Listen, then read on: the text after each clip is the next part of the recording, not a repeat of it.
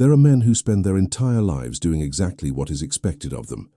Edward Blackstone was one of those men, until the winter of 1814, when he wasn't. What follows is fiction, but it asks something that every era of aristocratic society produced in abundance and never quite knew what to do with. What happens to a person who has everything the world values and wants the one thing the world has decided he cannot have?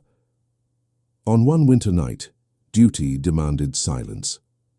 Honor required distance, and Edward Blackstone, Duke of by every measure that English high society recognized, made a choice anyway, not a dramatic, sword-drawn choice.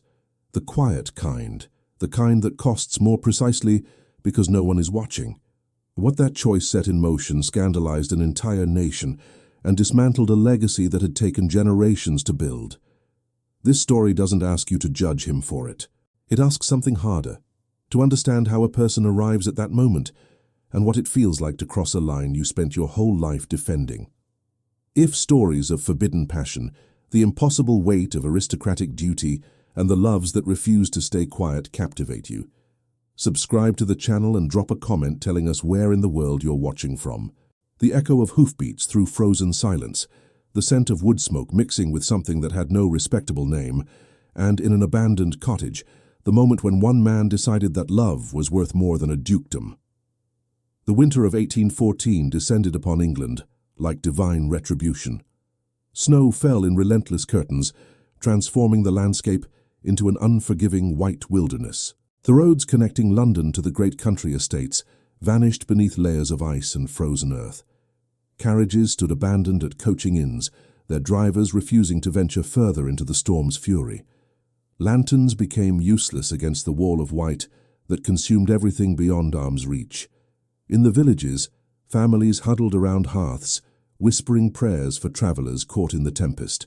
In the grand estates, those magnificent monuments to wealth, bloodline, and power, the aristocracy retreated behind thick stone walls, secure in their isolation, confident that spring would eventually restore order to a world temporarily gone mad. But Edward Blackstone, the Duke of Ravencrest, was not behind those walls. He had been riding for nearly 4 hours, pushing his stallion through snowdrifts that reached the animal's chest. His greatcoat, fine wool lined with silk, was soaked through completely. Ice clung to the fabric in crystalline sheets. His leather gloves had frozen stiff around the reins, and his fingers inside them had long since lost all sensation. The horse's breath came in ragged clouds, each exhalation a visible testament to the animal's exhaustion. Still, Edward drove them forward. The servants at Ravencrest Hall had tried to stop him. His butler, Morrison, a man who had served 3 generations of Blackstones, had actually positioned himself in the doorway of the stables, his weathered face creased with concern that bordered on desperation. "Your Grace, I beg you to reconsider." The storm. It's absolute madness to ride out in this. No one can survive such conditions. Whatever business calls you away, surely it can wait until... Edward had brushed past him without a word, already saddling his horse with hands that shook, not from cold, but from something far more consuming. Fear. Raw, viscous fear that coated his throat and made his chest tight. Morrison had tried once more as Edward mounted. "Your Grace, at least tell us where you're going." "If something should happen, Thornfield Manor," Edward had said, his voice rough. "Send word if I'm not back by dawn." Then he'd turned his horse toward the storm and disappeared into the white void. That had been hours ago. Now, as the wind howled with animal fury, and the snow turned the world into a disorienting blur of white and grey, Edward felt his resolve wavering for the first time. Not because he questioned his purpose, God, no, never that, but because he was beginning to fear he might be too late. The letter had arrived 3 hours before sunset, delivered by a rider who'd nearly collapsed at Ravencrest's front door. The note itself was brief, written in a hand Edward didn't recognize, the ink smudged as if the writer had been crying or working by poor light. "She is gone. Walked into the storm hours ago. Lord Thornfield will not search for her. Says she has disgraced him for the last time. If you ever cared for her, come now. There may not be much time." A friend who cannot sign her name Edward had known immediately who had written it. One of the housemaids at Thornfield Manor, perhaps. Someone who had witnessed Catherine's suffering and could no longer remain silent. Someone brave enough to risk dismissal, or worse, to reach out to the one man who might actually come. And Edward had come, without hesitation, without consideration for his own safety or reputation, because when it came to Catherine Ashford, he had never possessed the strength to do otherwise. Catherine. Even thinking her name sent a sharp pain through his chest, the kind that had become so familiar over the past 2 years that he'd learned to breathe around it. 2 years since he'd last seen her. 2 years since that unbearable day in the gardens at Hawthorne Estate, when she'd stood before him in a gown of pale rose silk, her hands trembling, her eyes desperate, and told him she was to be married. "I have no choice, Edward," she'd whispered, her voice breaking. "Father's debts are too great. Lord Thornfield has agreed to settle everything. The wedding is set for June. Please, please understand." Edward had understood. Of course he had. He understood that her father, the Earl of Hawthorne, had gambled away the family fortune at cards and horses. He understood that Catherine's mother had been dead for 5 years and could offer no protection. He understood that Catherine, at 23, had 2 younger sisters, whose prospects depended entirely on her making an advantageous match. He understood that Lord Victor Thornfield, wealthy, titled 15 years Catherine's senior, had offered salvation in exchange for a bride. What Edward hadn't understood was how to let her go. He'd tried. God knows he'd tried. He'd attended the wedding at St. George's in Hanover Square, standing at the back of the church in his formal dress, watching Catherine walk down the aisle on her father's arm. Her wedding gown had been exquisite, French lace over ivory silk, seed pearls scattered across the bodice like tears. Her face had been pale as winter moonlight. Edward had watched Lord Thornfield place the ring on her finger. He'd watched her speak the vows that bound her to another man, and just once, just for a single devastating heartbeat, Catherine had glanced toward the back of the church. Her eyes had found Edward's. The look in them had nearly broken him. "I'm sorry. I'm so sorry." Edward had smiled. He'd raised his glass at the wedding breakfast. He'd congratulated Lord Thornfield with perfect ducal composure, his voice steady, his expression pleasant. Then he'd returned to Ravencrest Hall, locked himself in his study, and proceeded to drink an entire bottle of brandy while staring at the fire and wondering if a man could die from wanting something he could never have. That had been 2 years ago. 2 years of telling himself it was finished. That Catherine was lost to him. That he'd done the honourable thing by letting her marry Thornfield without protest or scandal. 2 years of lying to himself every single day. The horse stumbled suddenly, jerking Edward violently back to the present. The animal's hooves had caught on something hidden beneath the snow, a fallen branch perhaps, or a rut in the frozen earth. The stallion recovered quickly, but the near fall sent a jolt of adrenaline through Edward's system. He blinked hard, forcing his mind to focus. The cold was brutal now, a living thing that seeped through every layer of clothing and gnawed at his bones. His face felt numb. His hands were beyond pain, locked in position around the reins. And then he saw it. A shape. Dark against the white. Irregular. Wrong. Edward's heart stopped. He dismounted before his conscious mind could process the action, his boots sinking deep into snow that came past his knees. The cold bit through his riding breeches immediately, sharp as knives, but Edward didn't feel it. Not yet. Because there, slumped against the trunk of a massive oak tree, was Catherine. Her cloak, dark blue wool that had once been fine quality, was torn along one side, exposing the lighter fabric of her dress beneath. Her hair, which she'd always worn pinned in elegant curls during her days in society, hung loose and wet around her shoulders, plastered to her face and neck in dark, tangled strands. Her lips were blue. Her skin was the colour of bleached parchment. She wasn't moving. "No," Edward breathed, the word torn from somewhere deep in his chest. "No, no, no." He dropped to his knees beside her, snow soaking instantly through his breeches to his skin. The cold was vicious, absolute, but Edward didn't notice. His entire world had narrowed to the woman in front of him, to the terrible stillness of her body. His hands reached for her, shaking violently, not from the cold, but from pure, undiluted terror. He touched her face, ice cold. Her skin felt like marble beneath his fingers. Her eyes were closed, the lashes dusted with snow. Her chest, he couldn't tell if it was rising, couldn't see any movement at all. Catherine. His voice cracked on her name. He pulled off his gloves with his teeth, numb fingers fumbling, and pressed his bare hand to her cheek. Catherine, please, look at me. Nothing. Panic clawed up his throat like a living thing. Edward's hands moved to her shoulders, shaking her gently at first, then harder. Catherine, wake up, please, God, please wake up. Still nothing. His breath came in harsh, ragged gasps now, clouds of white in the frozen air. With shaking fingers, he pressed 2 fingertips to the side of her throat, just below her jaw, searching desperately for a pulse. For a terrible, endless moment, he felt nothing. Then, there. Faint. Thread thin. Barely perceptible beneath his fingertips. But there.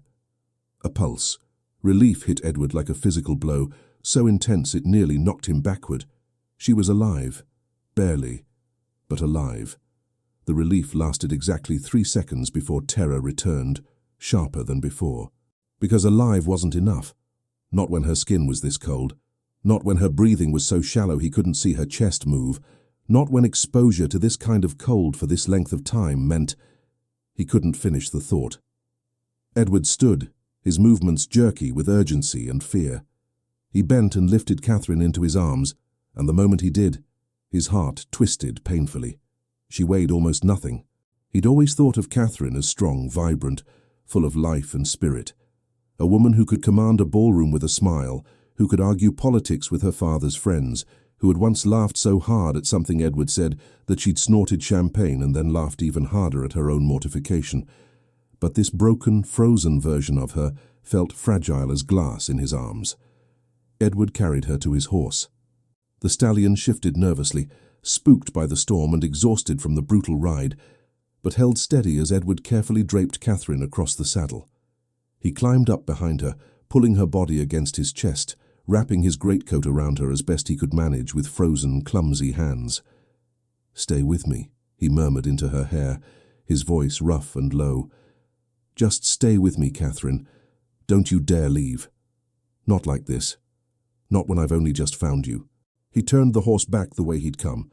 The storm screamed around them, wind tearing at his face and hands with claws of ice. Snow fell so thickly that Edward couldn't see more than a few feet ahead. The world had become nothing but white and cold, and the sound of his own ragged breathing. But Edward didn't stop. He pressed his heels into the horse's flanks and rode into the void, holding Catherine as if letting go would mean losing her forever. And perhaps it would. The cottage appeared like a ghost through the snow, a small crumbling structure half buried in drifts, its chimney dark, its shutters hanging crooked on rusted hinges. Edward had nearly missed it entirely, would have ridden right past if not for the faint outline of the roof against the slightly lighter grey of the sky. It was a shepherd's hut, abandoned for the winter season, forgotten by everyone except those who knew the land well enough to find it in the dark. Edward knew. He'd ridden these estates since childhood, had explored every corner of the countryside between Ravencrest and the neighbouring properties. This cottage sat on the border between his lands and Thornfields, a detail that felt sickeningly appropriate. He dismounted carefully, keeping Catherine secure in his arms, and kicked the door open with his boot. The wood was swollen with moisture and gave way with a crack that echoed in the small space. The interior was dark, bitterly cold, but it was shelter. And right now shelter was the only thing that mattered. Edward laid Catherine down on the rough wooden floor near the remnants of a stone hearth. His hands moved on pure instinct now, muscle memory taking over where conscious thought had failed. He stripped off his soaked greatcoat and spread it on the floor beside her. Then he turned to the small pile of firewood stacked against the far wall, left behind by whoever had last used this place, dry enough to burn. His frozen fingers fumbled with the flint and steel from his coat pocket. Once, twice, 3 times. Finally, on the 4th attempt, a spark caught in the kindling. Edward blew on it gently, coaxing it to life, adding small pieces of wood until flames began to lick upward, casting flickering orange light across the walls. The fire grew. Heat and light slowly filled the small space, pushing back the darkness and the cold. Edward turned back to Catherine. She still hadn't moved. Her breathing remained so shallow it was nearly invisible. Her dress, he realized with growing dread, was soaked completely through. Heavy wool that clung to her body, wet and freezing, draining what little warmth she had left. Edward's throat tightened. He knew what had to be done. He also knew what it would mean. Catherine was not his wife. She was the Countess of Thornfield. She belonged to another man, a man who, by all evidence, had let her walk into a winter storm and hadn't bothered to search for her. But Edward wasn't thinking about propriety anymore, wasn't thinking about scandal or reputation or the consequences that would inevitably follow. He was thinking about the fact that if he didn't get her warm, if he didn't remove these frozen clothes and restore heat to her body, Catherine would die. And that was unacceptable. Edward knelt beside her and began to unfasten her cloak. His fingers, still clumsy from cold and fear, fumbled with the ties. The fabric peeled away, heavy with ice and moisture. Beneath it, her dress was just as soaked. Edward hesitated, his hands hovering over the buttons at her back. This was a line, one he'd spent years refusing to cross, one that society had drawn in stone and blood and consequence. But if he didn't cross it now, Catherine would die. His hands moved to the fastenings of her dress. They were shaking, not from the cold, from something far more dangerous than winter's fury. Edward's fingers worked at the buttons running down Catherine's back with a desperate efficiency that belied the trembling in his hands. The fabric was stiff with ice, the buttonholes swollen with moisture, making each one a small battle. He forced himself to focus on the mechanics of the task. Button, loop, release, and not on what he was actually doing, not on the fact that he was undressing Catherine Ashford, not on the fact that this was the woman he'd loved in silence for 5 years, not on the fact that every rule of decency and honor he'd been raised to uphold was crumbling with each button he freed. The dress finally loosened. Edward eased it down her shoulders, his movements as clinical as he could manage, trying desperately to maintain some semblance of propriety, even as he violated every social law that governed their world. Beneath the dress, Catherine wore a corset, pale blue silk brocade, the kind of fine undergarment that spoke of her status as a countess. It too was soaked through. The laces at the back had tightened with the moisture, creating knots that his frozen fingers couldn't manage. Edward reached for the small knife he kept in his boot. The blade was sharp, well maintained.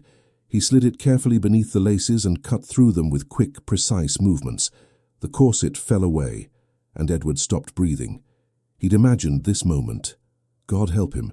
He'd imagined it 1,000 times during sleepless nights when honor and desire waged war in his chest. But imagination was nothing, absolutely nothing, compared to reality. Catherine lay before him in only her chemise, the thin linen clinging to her skin, nearly transparent from the moisture. The firelight painted her in shades of gold and shadow, highlighting the curve of her collarbone, the hollow of her throat, the gentle rise and fall of her chest that told him she was still breathing, still alive, still here. Edward squeezed his eyes shut and forced himself to think. The chemise was wet. Everything was wet. If he left her in these clothes, hypothermia would claim her just as surely as if he'd left her in the snow. He opened his eyes and reached for the hem of the chemise. His hands were shaking violently now. "Forgive me," he whispered, though he didn't know if he was speaking to Catherine, to God, or to himself. He pulled the chemise over her head, moving as quickly and carefully as he could manage. Then he grabbed his greatcoat from where he'd spread it on the floor and wrapped it around her body, cocooning her in the heavy wool. It wasn't enough. The coat was damp from the ride, and Catherine's skin was still ice-cold to the touch. Her lips remained blue. Her breathing hadn't changed. Edward looked around the cottage desperately. There were no blankets, no extra clothing, nothing but the fire, the rough wooden floor, and the bitter cold pressing in from every direction. The answer came to him with a clarity that felt like both salvation and damnation. Body heat. It was the only option, the only way to warm her quickly enough to matter. Edward stood and began removing his own clothing. His waistcoat, soaked through. His shirt clinging to his skin with icy persistence. His boots filled with snow and water. His breeches frozen at the knees. Within moments, he stood in nothing but his undergarments, his skin prickling with cold and something far more dangerous. He knelt beside Catherine again and carefully unwrapped the greatcoat. Then he lay down beside her on the hard wooden floor, pulling her body against his, and wrapped the coat around them both. The shock of skin against skin nearly undid him. Catherine was so cold it hurt to touch her, but Edward forced himself to pull her closer, to press her frozen body against the length of his, to share what warmth he had. He rubbed his hands up and down her arms, trying to generate friction, trying to coax life back into her limbs. "Come back to me," he murmured against her hair. "Please, Catherine, come back." The minutes stretched into eternity. Edward held her in the firelight, whispering words he'd never allowed himself to say aloud, confessions and prayers and desperate pleas. He told her about the night of her wedding, about the brandy and the fire and the way his heart had shattered into pieces he'd never quite managed to reassemble. He told her about every ball he'd attended in the past 2 years, searching the crowds for her face, even though he knew she wouldn't be there. He told her about the letters he'd written and burned, one after another, because he had no right to send them. He told her everything. And gradually, so gradually he almost didn't notice at first, Catherine began to warm. Her skin lost some of its deathly pallor. Her lips faded from blue to pale pink. Her breathing deepened, became more regular, more visible. And then, after what felt like hours but might have been only 30 minutes, her eyelids fluttered. Edward's heart stopped. "Catherine." His voice was hoarse, barely more than a whisper. Her eyes opened slowly, unfocused at first, pupils dilated in the dim light. She blinked several times, her brow furrowing in confusion. Then her gaze found his face. Edward watched as awareness returned, watched as confusion shifted to recognition, watched as Catherine's eyes widened and her lips parted in shock. "Edward." Her voice was barely audible, rough and broken from cold and disuse. "I'm here," he said, his throat tight. "You're safe. I've got you." Catherine blinked again, her eyes moving from his face to their surroundings. The cottage, the fire, the greatcoat wrapped around them both. Then, slowly, she looked down. Edward saw the exact moment she realized they were both nearly naked, pressed together beneath his coat. Her entire body went rigid. "What?" She tried to pull away, but Edward held her firmly, not letting her move. "Don't," he said quickly. "You're still too cold. If you... Catherine, you nearly died. I found you in the snow, frozen. You weren't breathing properly. I had to get you warm. Your clothes were soaked. I had to..." He couldn't finish, couldn't explain the impossible choice he'd made. Catherine stared at him, her eyes wide and dark in the firelight. He could see her mind working, processing, understanding flooding in with all its terrible implications. "You undressed me," she said. It wasn't a question. I had no choice. Edward's voice was raw. "You were dying." Silence fell between them, heavy and charged. The fire crackled. Outside the wind howled. Catherine's eyes filled with tears. "You shouldn't have come for me," she whispered. "Edward, you shouldn't have. Don't." The word came out harder than he'd intended. Edward forced himself to gentle his tone. "Don't tell me I shouldn't have come. Don't tell me I should have left you there to die." "But the scandal. Damn the scandal." Catherine flinched at the vehemence in his voice. Edward took a breath, trying to calm himself, but the emotions he'd been suppressing for years were rising like a flood he could no longer control. "I received a letter," he said quietly. "Anonymous. From someone at Thornfield, I assume. It said you'd walked into the storm, that your husband wouldn't search for you." He paused, watching her face. "Is that true?" Catherine looked away, but not before Edward saw the flash of pain in her eyes. "Catherine, is it true?" "Yes." The word was barely a whisper. Edward felt rage ignite in his chest, hot and sharp and consuming. "Why?" he demanded. "Why would he? Because I deserved it." Catherine's voice was hollow. "Because I've been a disappointment to him from the beginning. Because I'm not the wife he wanted. Because I..." She broke off, turning her face away completely. Edward reached up and gently turned her chin back toward him, forcing her to meet his eyes. "Look at me," he said softly. "Please." Catherine's tears spilled over, tracking down her cheeks in the firelight. "Tell me," Edward said, "tell me everything." For a long moment, Catherine didn't speak. Then finally, the words began to pour out, quiet and broken and devastating. The marriage was a mistake from the start. I knew it even as I spoke the vows. Victor, Lord Thornfield, he wanted a wife who would be ornamental, silent, obedient, someone to manage his household and produce heirs and never, ever question him. Her voice cracked. "But I couldn't be that person, Edward. I tried, God knows I tried. But I couldn't make myself small enough to fit into the box he'd prepared for me." Edward's jaw clenched, but he said nothing, letting her continue. "The first year was bearable. Difficult, but bearable. Victor was often in London on business. I managed Thornfield Manor, supervised the staff, attended the necessary social functions. But then he began to resent my competence, said I was making him look weak. That a proper wife would defer to her husband in all things, that's absurd. He forbade me from giving orders to the servants without his approval first, forbade me from making any decisions about the household.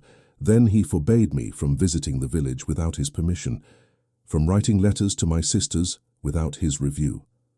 Catherine's voice dropped to a whisper. "From leaving my rooms without being summoned." Edward felt ice crystallize in his veins.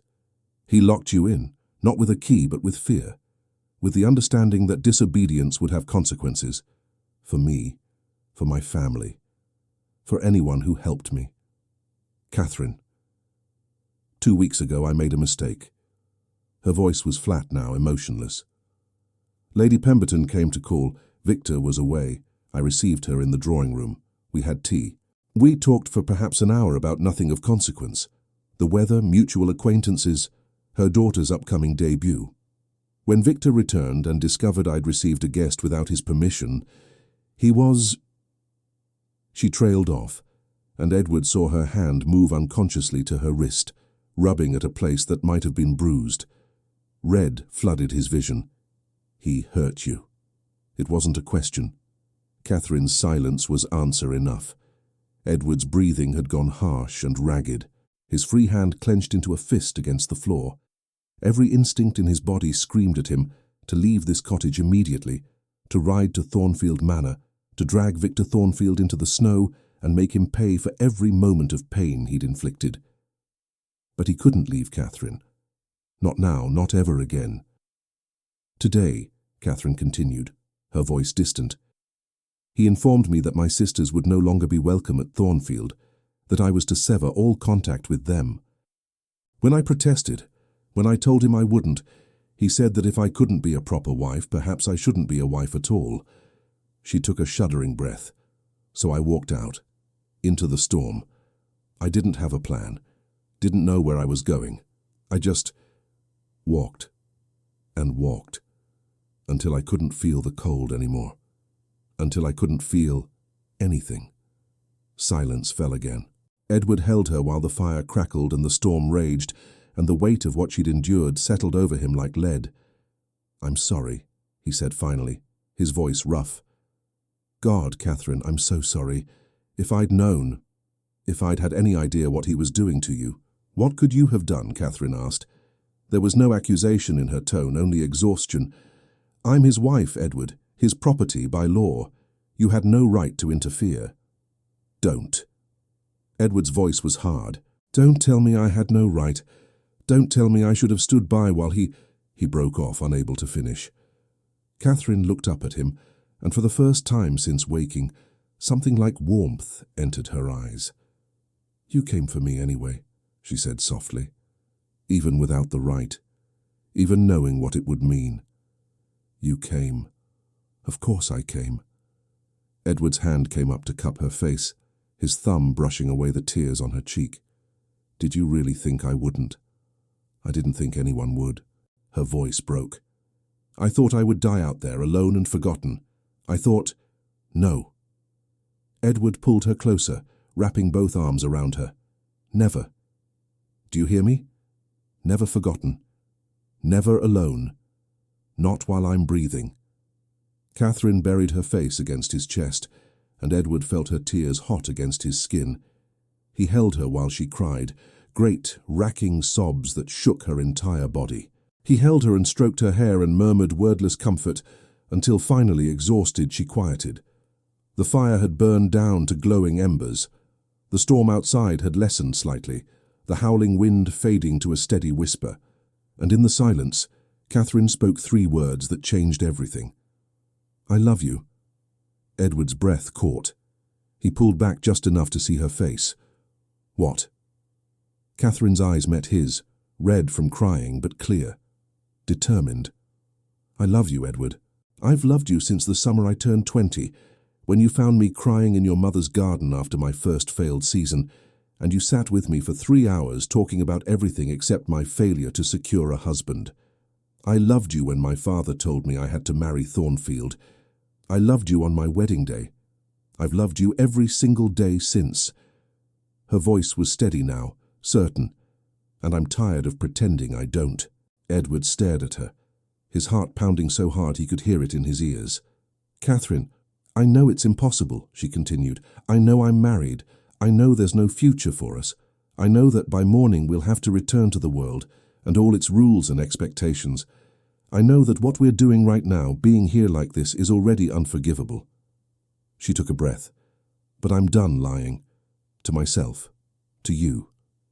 To everyone. So before we go back, before this moment ends, I wanted you to know.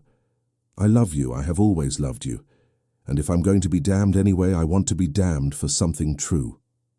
The words hung in the air between them, brilliant and devastating. Edward knew he should speak, should tell her all the reasons why this couldn't happen, should remind her of duty and honor and the vows she'd spoken before God. Instead, he kissed her. It wasn't gentle, wasn't tender or careful or appropriate. It was desperate and hungry and years overdue, 5 years of longing compressed into a single moment of absolute clarity. Catherine kissed him back with equal desperation, her hands coming up to tangle in his hair, pulling him closer, deeper, as if she could somehow erase the past 2 years through pure force of will. When they finally broke apart, both breathing hard, Edward pressed his forehead against hers. "I love you too," he said, his voice ragged. "I've loved you since the first moment I saw you. Since you walked into that garden party at Ravencrest when you were 19, wearing that ridiculous hat with the peacock feathers. And you looked at me and said, 'Your Grace, I've heard you're terribly dull, but I'm willing to give you a chance to prove otherwise.'" Catherine laughed, a broken, watery sound. "I was trying to be sophisticated. You were perfect." Edward kissed her forehead, her cheeks, the corner of her mouth. "You've always been perfect." "Edward." Catherine's voice turned serious. "What are we going to do?" It was the question he'd been avoiding, the one that had no good answer. "I don't know," he admitted, "but I know I can't let you go back to him. I can't send you back to Thornfield knowing what he's done, what he'll continue to do. I'm his wife. You're a woman who deserves to be loved, not imprisoned. The law, damn the law." Edward pulled back to look at her fully. "Catherine, listen to me. What happened here tonight? Yes, it's a scandal. Yes, there will be consequences. But those consequences are already set in motion. The moment I found you, the moment I brought you here, the moment we—" He gestured at their state of undress. "We've already crossed the line. There's no going back from this." Catherine's eyes widened. "You're saying—" "I'm saying we have a choice to make." Edward's voice was steady. "We can return to the world and try to minimize the damage. Claim we sheltered separately. Lie. And you can go back to Thornfield, and I can go back to Ravencrest, and we can spend the rest of our lives pretending this night never happened." He paused. Or we can admit the truth, face the consequences together, and build something new from the ruins." Silence stretched between them. Catherine searched his face, and Edward let her see everything, the love, the fear, the desperate hope he'd been carrying for 5 years. "If I leave him," Catherine said slowly, "I'll be ruined. Completely. No respectable household will receive me. My sister's prospects will be destroyed by association. My father will disown me. I'll have nothing. You'll have me. Edward, you're a duke.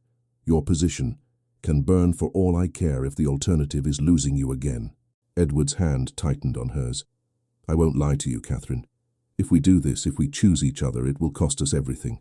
Title, reputation, place in society. Everything we've been taught to value. But I've spent 2 years living the right way, and it's been hell. I'd rather have one day of truth with you than a lifetime of honor without you. Catherine's eyes filled with tears again. You'd give up your dukedom? For me? In a heartbeat. But your family. My mother will survive the shock. My sisters are already married into other families. The estate will pass to my cousin. Life will go on. Edward cupped her face in both hands. But Catherine, my life won't.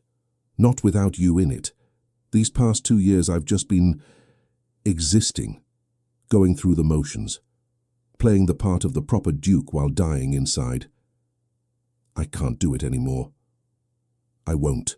Catherine was crying openly now, but she was also smiling. The first real smile Edward had seen on her face in 2 years. This is madness, she whispered. Probably. We'll be outcasts.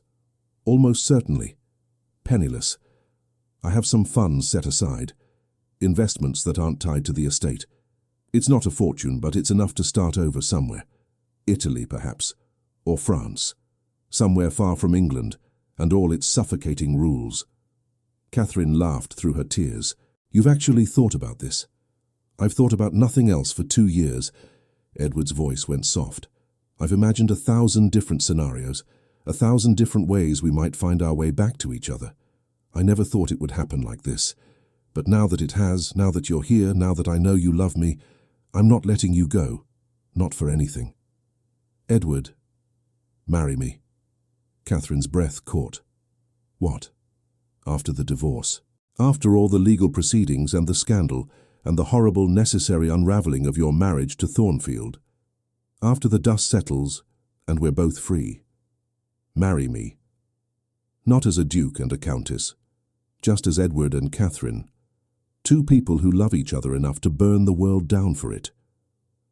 For a long moment, Catherine simply stared at him. Edward waited, his heart in his throat, terrified she would say no. That reality would intrude.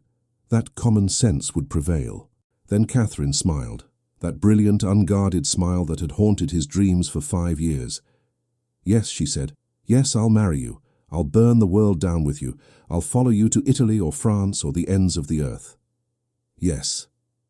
Edward kissed her again, and this time it was different, slower, deeper, a promise and a vow and a beginning all at once.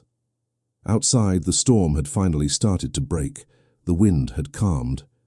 The snow was falling more gently now, the worst of the tempest past. But inside the cottage, wrapped in each other's arms before the dying fire, Edward and Catherine had just walked into the biggest storm of their lives, and they'd done it willingly. Together. The fire had burned down to embers by the time Edward stirred. He'd been lying awake for perhaps an hour, holding Catherine while she slept against his chest, her breathing deep and even. The storm outside had gentled to occasional gusts, and pale grey light was beginning to seep through the gaps in the shutters. Dawn was coming, and with it, reality. Edward looked down at Catherine's sleeping face. In the dim light, she looked younger, more peaceful than he'd seen her in years. The lines of tension that had been etched around her eyes and mouth had smoothed. Her lips were no longer blue, but a soft pink. Colour had returned to her cheeks. She was alive. Safe. Here in his arms. For this one stolen moment, nothing else mattered. But moments, Edward knew, had a way of ending. Catherine's eyes fluttered open. She blinked slowly, disoriented for a heartbeat, before her gaze focused on his face. Edward watched awareness return, saw the moment she remembered where they were, what had happened, what they'd said to each other in the darkness, what they'd promised. "Good morning," he said softly. Catherine's lips curved into a small smile. "Is it morning already?" "Nearly. The storm's passed." Edward paused. "We should talk about what happens next." The smile faded from Catherine's face, replaced by something more guarded, more afraid. "Yes, we should." Neither of them moved for a long moment. Then, reluctantly, Edward released her and sat up. The cold hit him immediately, sharp and unforgiving. He reached for his shirt, still damp but wearable, and pulled it on. Catherine did the same with her chemise and dress, both of them turning away to allow each other some semblance of privacy, though the gesture felt absurd given what they'd already shared. When they were both dressed, Edward built up the fire again, adding wood until flames crackled back to life. The warmth was immediate and welcome. He and Catherine sat facing each other across the hearth, the space between them suddenly feeling vast. "So," Catherine said finally, her voice quiet, "what now?" Edward had been asking himself the same question. He'd meant every word he'd said last night. He would give up his title, his position, everything for her. But the practical logistics of actually doing so were staggering. "First," he said carefully, "we need to get you somewhere safe. Not Thornfield. Never Thornfield again. But somewhere warm, with proper clothing and food. Somewhere Thornfield can't reach you." "Ravencrest?" Catherine asked. Edward shook his head. "It's the first place he'll look. And my mother, she'll have questions I'm not ready to answer yet." He thought for a moment. "My hunting lodge. It's small, isolated, about 15 miles north of here. Only my gamekeeper and his wife live there year-round. They're loyal, discreet. They'll shelter you without asking questions. And you? I'll need to return to Ravencrest, briefly, to make arrangements, settle my affairs, prepare for what's coming." Edward's jaw tightened. "And I'll need to speak with Thornfield." Catherine's eyes widened. "Edward, no. If you confront him, I'm not going to confront him. I'm going to inform him." Edward's voice was hard. "I'm going to tell him that you're under my protection now, that if he comes near you, if he so much as speaks your name in anger, he'll answer to me. That's a challenge. He'll demand satisfaction. A duel. Let him." Edward's expression was cold. "I'm an excellent shot." "Edward, Catherine, listen to me." He leaned forward, taking her hands in his. "Thornfield is a bully and a coward. Bullies only respect strength. If I go to him as a supplicant, if I try to negotiate or apologize, he'll see it as weakness, and he'll destroy you. Destroy both of us, just to prove he can. But if I go to him as a peer, as someone who won't back down, he'll reconsider. You're willing to kill him?" The question hung in the air between them, stark and unavoidable. Edward met her gaze steadily. "I'm willing to do whatever is necessary to keep you safe. If that means facing him across a field at dawn with pistols, then yes, I'll do it." Catherine's eyes filled with tears. "I don't want you to become a murderer for my sake." "Then pray Thornfield is smarter than I think he is." Edward squeezed her hands. "But Catherine, you need to understand, there's no peaceful resolution to this. We've already shattered every rule society holds sacred. The moment we walked out of this cottage together, we became a scandal. The only question is how we manage the aftermath, and how do we?" Edward had been thinking about this all night. There were no good options, only varying degrees of terrible. "We have 3 choices," he said slowly. "First, we can lie, claim I found you, brought you to the cottage, but that we remained completely proper. That I slept by the fire, you slept wrapped in my coat, and nothing untoward happened. We return you to Thornfield. I return to Ravencrest, and we hope the scandal dies down." Catherine was already shaking her head before he finished. "That's not a choice. I won't go back to him, Edward. I can't. Even if it means—" "I know." Edward's voice was gentle. "I know. That's why I said 3 choices, not 1. The second option is more honest, but still restrained. We admit that we spent the night together, but claim it was purely out of necessity. That I saved your life and nothing more occurred. We both face the scandal, but we maintain our dignity. You seek an annulment or separation from Thornfield on grounds of his cruelty. I support you publicly, but from a distance. We endure the gossip, the speculation, the damage to our reputations, and in time, years perhaps, when the dust settles, we might be able to be together openly." "Years," Catherine repeated, her voice hollow. "Yes, years of living apart, of watching each other across ballrooms but never speaking, of pretending we're nothing to each other, while everyone whispers about what might have happened in this cottage." She looked up at him. "Could you do that? Could you bear it?" Edward wanted to say yes, wanted to be noble and patient and willing to wait as long as necessary. But he'd already spent 2 years in hell, watching Catherine belong to another man, and the thought of enduring more years of the same, even with the promise of eventual freedom, felt like torture. "Honestly," he said, "I don't know. I'd try. For you, I'd try anything. But Catherine, I'm not going to lie to you about how much it would cost. Watching you from a distance, knowing you're alone, knowing I can't protect you or comfort you or—" He broke off, his throat tight. "It would destroy me. Slowly. But it would destroy me." Catherine nodded, her own eyes bright with unshed tears. "What's the third choice?" Edward took a breath. This was the option he'd been circling all night, the one that felt both terrifying and inevitable. "We tell the truth, all of it. We admit that I found you dying in the snow, that I brought you here to save your life, and that in doing so, we crossed lines that can't be uncrossed. We admit that we love each other, that we've always loved each other. We admit that your marriage to Thornfield was a mistake, and that we're choosing each other over duty, over reputation, over everything society says we should value." He paused, making sure she understood the weight of what he was saying. "We face the scandal head-on. I renounce my title.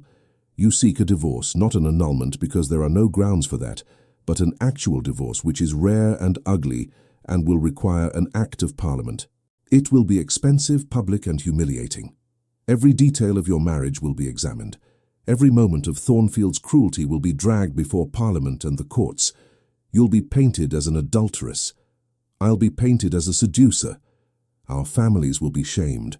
Our names will be dragged through every scandal sheet in England." Catherine's face had gone pale, but she didn't look away. "And then?" she asked quietly. "And then we leave. We take what money I can salvage from my investments, and we go somewhere far from England. Italy, France, Switzerland, anywhere we can start over. We marry quietly, under assumed names if necessary. We live simply, modestly. We'll never be able to return to English society. Our children will grow up without titles or estates or the connections that come with noble birth.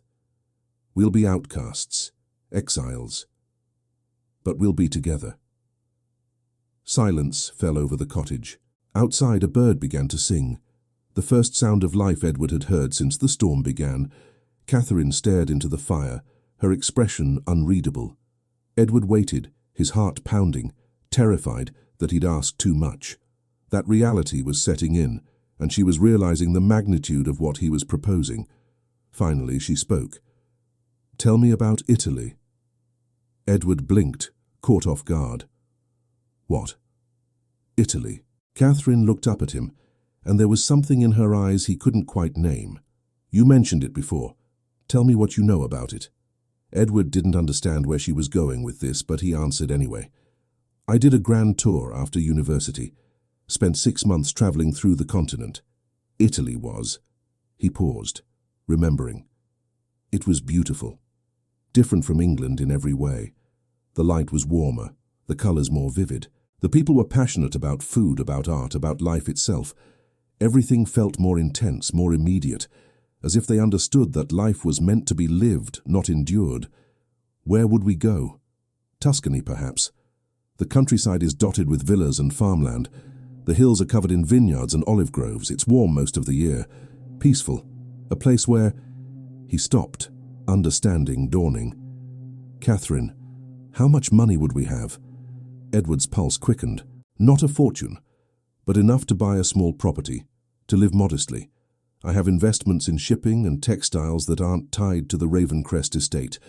They generate perhaps £3,000 annually. In Italy, with the exchange rate and lower cost of living, that would be enough to what? To live comfortably. Not as nobility, but as country gentry. A small villa, perhaps. Land enough to grow our own food, produce wine. We'd need to work. I'd need to work, which I've never done. But it would be possible." Catherine was silent for another long moment. Then, slowly, she smiled. "I've always wanted to learn Italian," she said. Edward's breath caught. "Catherine, and I've heard the wine in Tuscany is extraordinary. Catherine, are you—" "I'm saying yes, Edward." Her voice was steady, clear, certain. "Yes to the third choice. Yes to the truth. Yes to Italy and exile and starting over. Yes to all of it. Edward stared at her, hardly daring to believe. You understand what you're agreeing to, what it will cost. I understand perfectly. Catherine leaned forward, taking his hands in hers. I'm agreeing to give up a life where I was suffocating in a gilded cage, where I was property, not a person, where every day felt like dying slowly. I'm agreeing to trade all of that for a life where I'm free, where I'm loved, where I can wake up every morning and choose joy instead of enduring duty. She squeezed his hands. Edward, you're asking me if I'd rather be a countess in a prison or a nobody in paradise. That's not a difficult choice. That's the easiest choice I've ever made. Edward felt something break open in his chest, something that had been locked tight for 5 years. Relief, joy, hope, terror, all of it flooding through him at once. There's no going back from this, he said, his voice rough. Once we start down this path, I don't want to go back. Catherine's eyes were bright, fierce. I want to go forward. With you. Edward pulled her into his arms, holding her so tightly she gasped. He buried his face in her hair, breathing in the scent of her, smoke and cold, and something uniquely Catherine. We'll need a plan, he said against her hair. A very careful plan. The divorce proceedings alone could take a year or more. During that time, you'll need to be somewhere safe, somewhere Thornfield can't reach you. And I'll need to... Edward. Catherine pulled back just enough to look at him. Stop planning for a moment. Just be here. With me. We'll figure out the details. But right now, in this moment, can we just... She didn't finish. Didn't need to. Edward cupped her face in his hands and kissed her. Softly this time, gently. A kiss that tasted like promise and future, and the terrifying, exhilarating possibility of happiness. When they finally broke apart, both smiling despite everything, Edward rested his forehead against hers. I love you, he said simply. I love you too. They sat there in the firelight, wrapped in each other's arms, and for a few precious minutes allowed themselves to simply exist in the moment. No past, no future, just the two of them and the choice they'd made. Outside, the morning continued to brighten. The world was waking up, and soon they would have to wake up with it. They would have to face Thornfield and society, and all the terrible necessary consequences of their decision. But not yet. For now, they had this, and it was enough. Edward, Catherine said after a while, her voice soft. When we get to Italy, when we have our little villa in Tuscany, I want chickens. Edward blinked, then laughed. A genuine surprise sound. Chickens? Yes. And maybe goats. I've always thought goats looked rather charming. You want to keep livestock. I want to learn how to make cheese. Catherine's eyes sparkled with mischief. The Countess of Thornfield making cheese with her own hands. Can you imagine the scandal? I think the scandal of you running away with a duke might overshadow the cheese-making, Edward said dryly. True, but the cheese will be more useful in the long run. Edward shook his head, grinning despite himself. Chickens and goats. Very well. Anything else? Catherine considered. A garden. Herbs and vegetables. And roses. I've always loved roses. Roses in Tuscany, I think that can be arranged. And children. Catherine's voice went soft. I want children with you, Edward. Little wild things who grow up speaking Italian and English both, who know how to make wine and chase chickens and don't have the faintest idea what a duke is. Edward's throat went tight. He'd imagined having children someday. It was expected of his position, but always in the abstract. Heirs, spares. Proper ducal offspring raised by nurses and tutors. But this, children with Catherine running through Tuscan hills, laughing in the sunshine, free from titles and expectations, this was something he wanted with a fierceness that surprised him. Yes, he said hoarsely. Yes to all of it. Catherine smiled and kissed him again, and Edward kissed her back. And for those few stolen moments, the future they were building felt real. Possible. Almost within reach. Then from outside came a sound that shattered the moment completely. Hoofbeats, multiple horses approaching fast. Edward and Catherine froze, their eyes meeting in shared alarm. Stay here, Edward said quickly, already moving toward the door. Edward, Wait. But he was already pulling it open, stepping out into the cold morning air. The storm had passed completely, leaving behind a world transformed by snow. Everything was white and pristine and blindingly bright in the early sunlight. Edward squinted against the glare, his hand instinctively moving to his hip, where a sword would normally hang, but of course he wasn't armed. The riders appeared over a rise perhaps 50 yards away, 3 of them, mounted on horses that looked fresh and well-rested. As they drew closer, Edward recognized the lead rider's colours. Thornfield. Lord Victor Thornfield sat astride a massive bay stallion, his face like carved stone. He was flanked by 2 men Edward didn't recognize, servants or hired men, by the look of them. All 3 carried pistols prominently displayed at their hips. Edward stepped forward, positioning himself between the cottage door and the approaching riders. Behind him, he heard Catherine emerge, heard her sharp intake of breath. "Get back inside," Edward said quietly, not taking his eyes off Thornfield. "No." Catherine's voice was steady. "I won't hide." The riders pulled up 10 feet away. Thornfield dismounted with practiced ease, his eyes moving from Edward to Catherine and back again. His expression was cold, controlled, but Edward could see the rage simmering beneath the surface. "Your Grace," Thornfield said, his voice dripping with false courtesy. "How fortunate that you were able to locate my wife. I've been searching for her all night. Most distressing, her disappearance. I'm deeply grateful for your assistance in this matter." Edward said nothing, just stared at Thornfield with an expression that made his own feelings perfectly clear. Thornfield's smile didn't waver, but something dangerous flickered in his eyes. "Catherine, my dear, come here, we're going home." Catherine didn't move. "No, I beg your pardon?" "I said no." Catherine's voice was louder now, stronger. "I'm not going back to Thornfield Manor. Not today. Not ever." Thornfield's facade cracked. His face flushed red, his hands clenching into fists at his sides.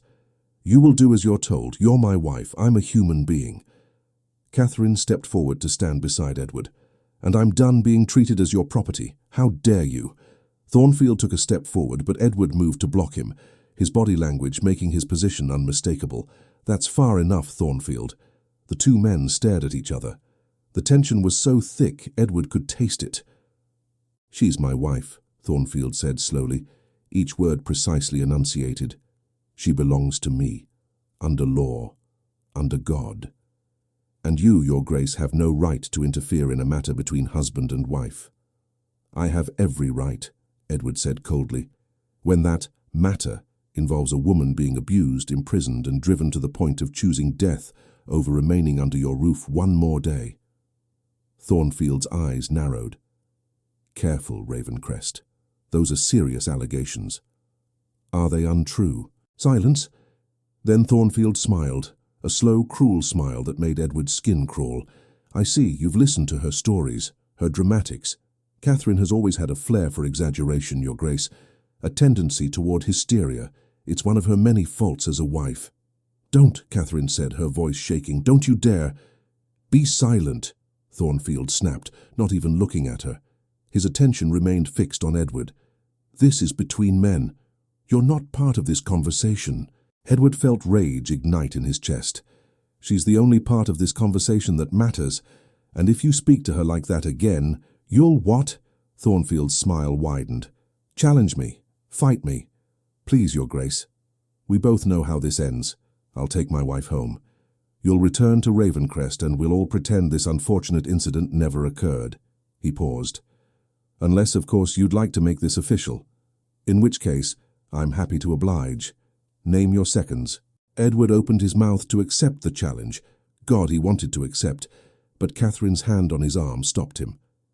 "Edward, no," she said quietly. "That's what he wants.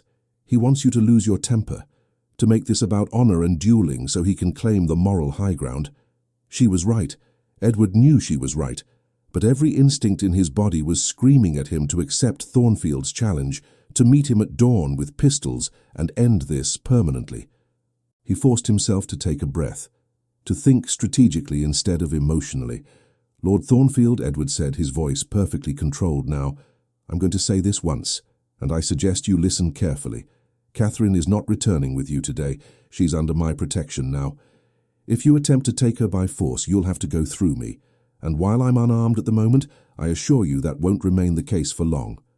Thornfield's expression darkened. "You're making a very serious mistake, Your Grace."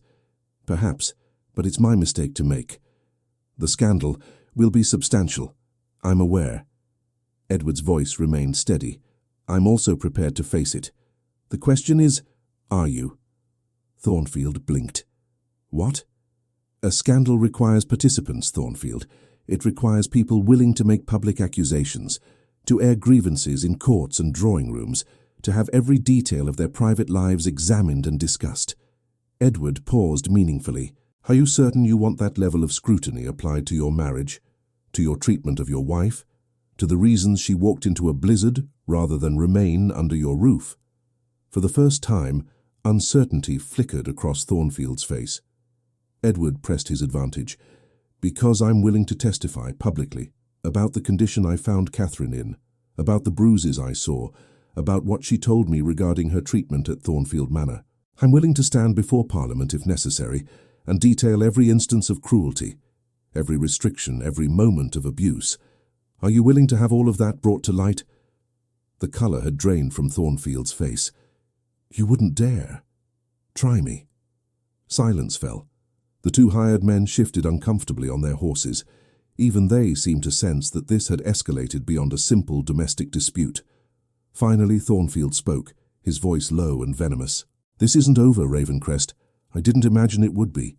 Thornfield's gaze shifted to Catherine. The hatred in his eyes made Edward's blood run cold. "You've made your choice, madam. I hope you're prepared to live with the consequences."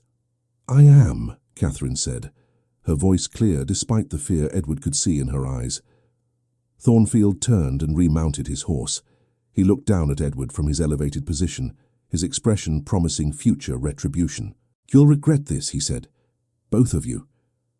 Then he wheeled his horse around and rode away, his men following. The three of them disappeared over the rise, the sound of hoofbeats gradually fading into silence. Edward and Catherine stood in the snow, watching until they were certain Thornfield was truly gone. Then Catherine's legs buckled. Edward caught her before she fell, pulling her against his chest as she began to shake. Great violent tremors that had nothing to do with cold and everything to do with delayed shock. "It's all right," he murmured, holding her tightly. "You're safe. I've got you." "He knows," Catherine gasped between sobs. "Edward, he knows about us, about what happened here. He'll use it against us. He'll destroy us both. Let him try." Edward's voice was hard.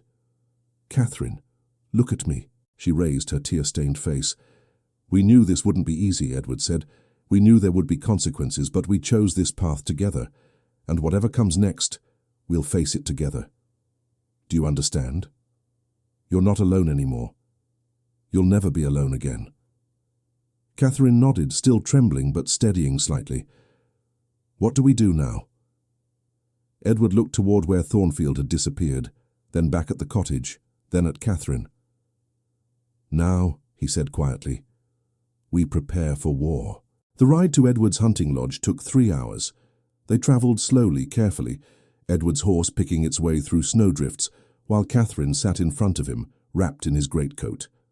The sun had fully risen now, turning the frozen landscape into a world of blinding white and diamond-bright ice. It should have been beautiful. Instead, it felt like riding toward an executioner's block. Neither of them spoke much during the journey. There was too much to say, and simultaneously nothing that needed saying. The die had been cast. Thornfield knew. By nightfall, all of England would know. The hunting lodge appeared through the trees just after noon, a modest stone structure with a slate roof and smoke rising from the chimney. Edward felt a surge of relief. His gamekeeper, Thomas Hartley, was here. That meant warmth, food, and most importantly, discretion. Thomas emerged from the lodge as they approached, his weathered face creasing with concern when he saw Edward's condition, soaked, exhausted, with a woman in his arms. "Your Grace." Thomas hurried forward.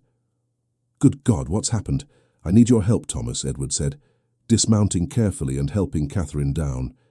"And I need your silence. Can I count on both?" Thomas looked from Edward to Catherine, his expression unreadable. Then he nodded. "Always, Your Grace. You know that." "Good man." Edward's voice was rough with gratitude. "This is Lady Thornfield. She needs shelter, warmth, and protection. No one can know she's here." "No one, Thomas. Do you understand?" Thomas's eyes widened slightly. He clearly recognized the name, understood the implications, but he simply nodded again. "My wife will prepare the guest room immediately. Come inside, both of you." "You're half frozen." The interior of the lodge was blessedly warm. A fire roared in the main room's hearth, and the scent of baking bread filled the air. Thomas's wife, Margaret, appeared from the kitchen, took one look at Catherine's pale, exhausted face, and immediately went into action. "The poor dear," Margaret said, bustling forward. "Thomas, fetch hot water for a bath. Your Grace, there's stew on the stove and fresh bread. Sit, both of you, before you collapse." Within minutes, Catherine was being led upstairs by Margaret, wrapped in warm blankets and promised hot food and a proper bath. Edward watched her go, feeling suddenly bereft without her presence beside him. "Your Grace?" Thomas's voice was quiet. "You should eat something, and then perhaps we should talk." Edward nodded, following Thomas to the kitchen table. A bowl of venison stew appeared in front of him, along with thick slices of bread and strong tea. He ate mechanically, barely tasting anything, while Thomas sat across from him and waited. Finally, Edward set down his spoon. "I'm going to tell you the truth," he said, "because you deserve to know what you're involved in, and because I need someone I can trust." Thomas leaned forward. "I'm listening." Edward told him everything, finding Catherine in the snow, the cottage, the night they'd spent together, Thornfield's arrival this morning, the choice they'd made to face the scandal rather than return to their previous lives. When he finished, Thomas was silent for a long moment. "That's quite a situation, Your Grace," he said finally. "That's one way of putting it. Lord Thornfield will make trouble. I'm counting on it." Edward's voice was hard. "The more noise he makes, the more attention will be drawn to his treatment of Catherine.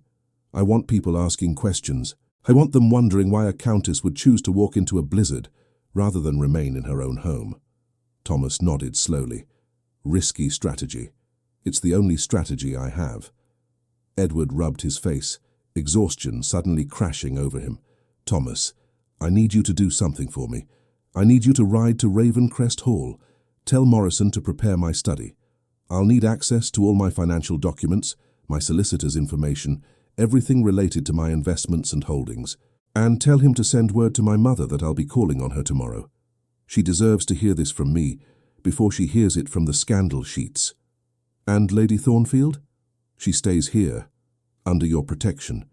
If anyone comes asking for her, and someone will, you don't know anything. You haven't seen her. As far as you're concerned, I rode out during the storm alone, and returned alone. Understood?" "Understood." Thomas paused. "Your Grace, if I may speak frankly." "Always. You're about to set your entire life on fire for this woman. Are you certain she's worth it?" Edward didn't hesitate. "More certain than I've ever been about anything." Thomas studied his face for a long moment, then nodded. "Then I'll do everything I can to help you both. Thank you, Thomas, truly." After Thomas left for Ravencrest Hall, Edward sat alone in the kitchen, staring into his tea and trying to formulate a plan. He needed to move quickly. Every hour that passed gave Thornfield more time to craft his own narrative, to position himself as the wronged husband and Edward as the villain. Footsteps on the stairs drew his attention. Catherine appeared, dressed in a simple day dress that must have belonged to Margaret, her hair still damp from the bath but braided neatly. She looked fragile, younger than her 25 years, but there was steel in her eyes. "Couldn't sleep?" Edward asked. "Too much running through my mind." Catherine sat down across from him. "Thomas has gone to Ravencrest?" "Yes." "I need to access my accounts, start making arrangements." Edward reached across the table and took her hand. "Catherine, I need to ask you something, and I need you to be honest with me always. Are you absolutely certain about this? Because once I start the process, once I begin liquidating assets, consulting solicitors about your divorce, making our intentions public, There's no going back. The scandal will be immediate and devastating. Your reputation will be destroyed. Your family will likely disown you. Society will close its doors to you permanently." He paused. "If you have any doubts, any at all, tell me now. I'll find another way. Catherine squeezed his hand, cutting him off. "Edward, stop. I'm not going to change my mind. I told you in the cottage, I've made my choice. I'm choosing you. I'm choosing freedom over reputation, love over duty, truth over appearances. Yes, it's terrifying. Yes, I'm afraid of what's coming. But I'm more afraid of going back to the way things were, of living a lie, of dying slowly in a gilded cage." Edward's throat tightened. "I just needed to hear you say it. One more time. In the daylight, when you're warm and safe and thinking clearly. I'm saying it. I choose you. I choose us. Whatever comes next, we'll face it together." Edward raised her hand to his lips and kissed it. "Then we should prepare for the storm." The storm arrived faster than either of them anticipated. By the time Edward rode to Ravencrest Hall the following morning, the servants were already whispering. Morrison met him at the door, his expression carefully neutral, but Edward could see the questions in his eyes.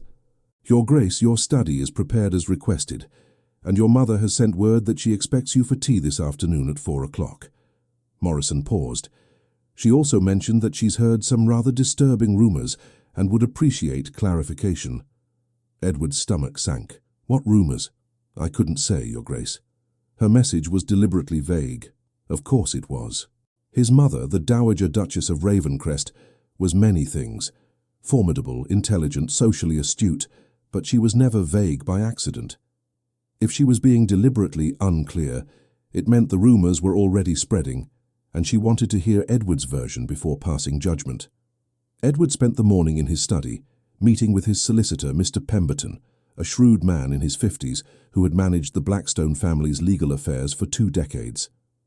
"Your Grace," Pemberton said carefully after Edward had explained the situation, "I must advise you that what you're proposing is unprecedented. Dukes simply don't renounce their titles voluntarily. The legal complications alone—" "I don't care about complications," Edward interrupted. "I care about logistics. Can it be done?" Pemberton sighed. "Technically, yes. You would need to petition the Crown directly. The process would involve multiple legal proceedings, testimony before Parliament, and a formal investigation into your reasons for renunciation. It could take months, possibly years. And in the meantime? In the meantime, you would continue to hold the title, but with the understanding that you intend to relinquish it. You could begin transferring management of the estates to your heir, in this case, your cousin, Lord Henry Blackstone.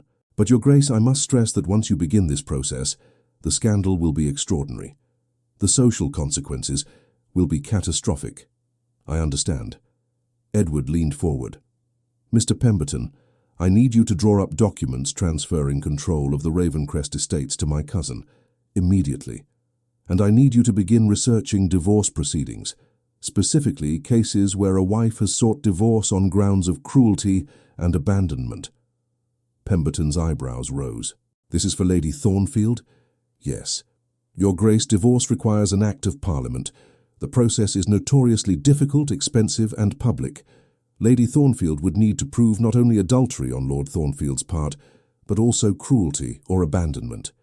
Even with proof, Parliament may refuse to grant the divorce simply because society prefers to keep unhappy women trapped in abusive marriages rather than admit the institution might be flawed." Edward finished coldly. "I'm aware, but we're going to try anyway. Gather everything you can find about successful divorce cases. I want precedents, arguments, anything that might strengthen her position." Pemberton nodded slowly. "I'll begin research immediately.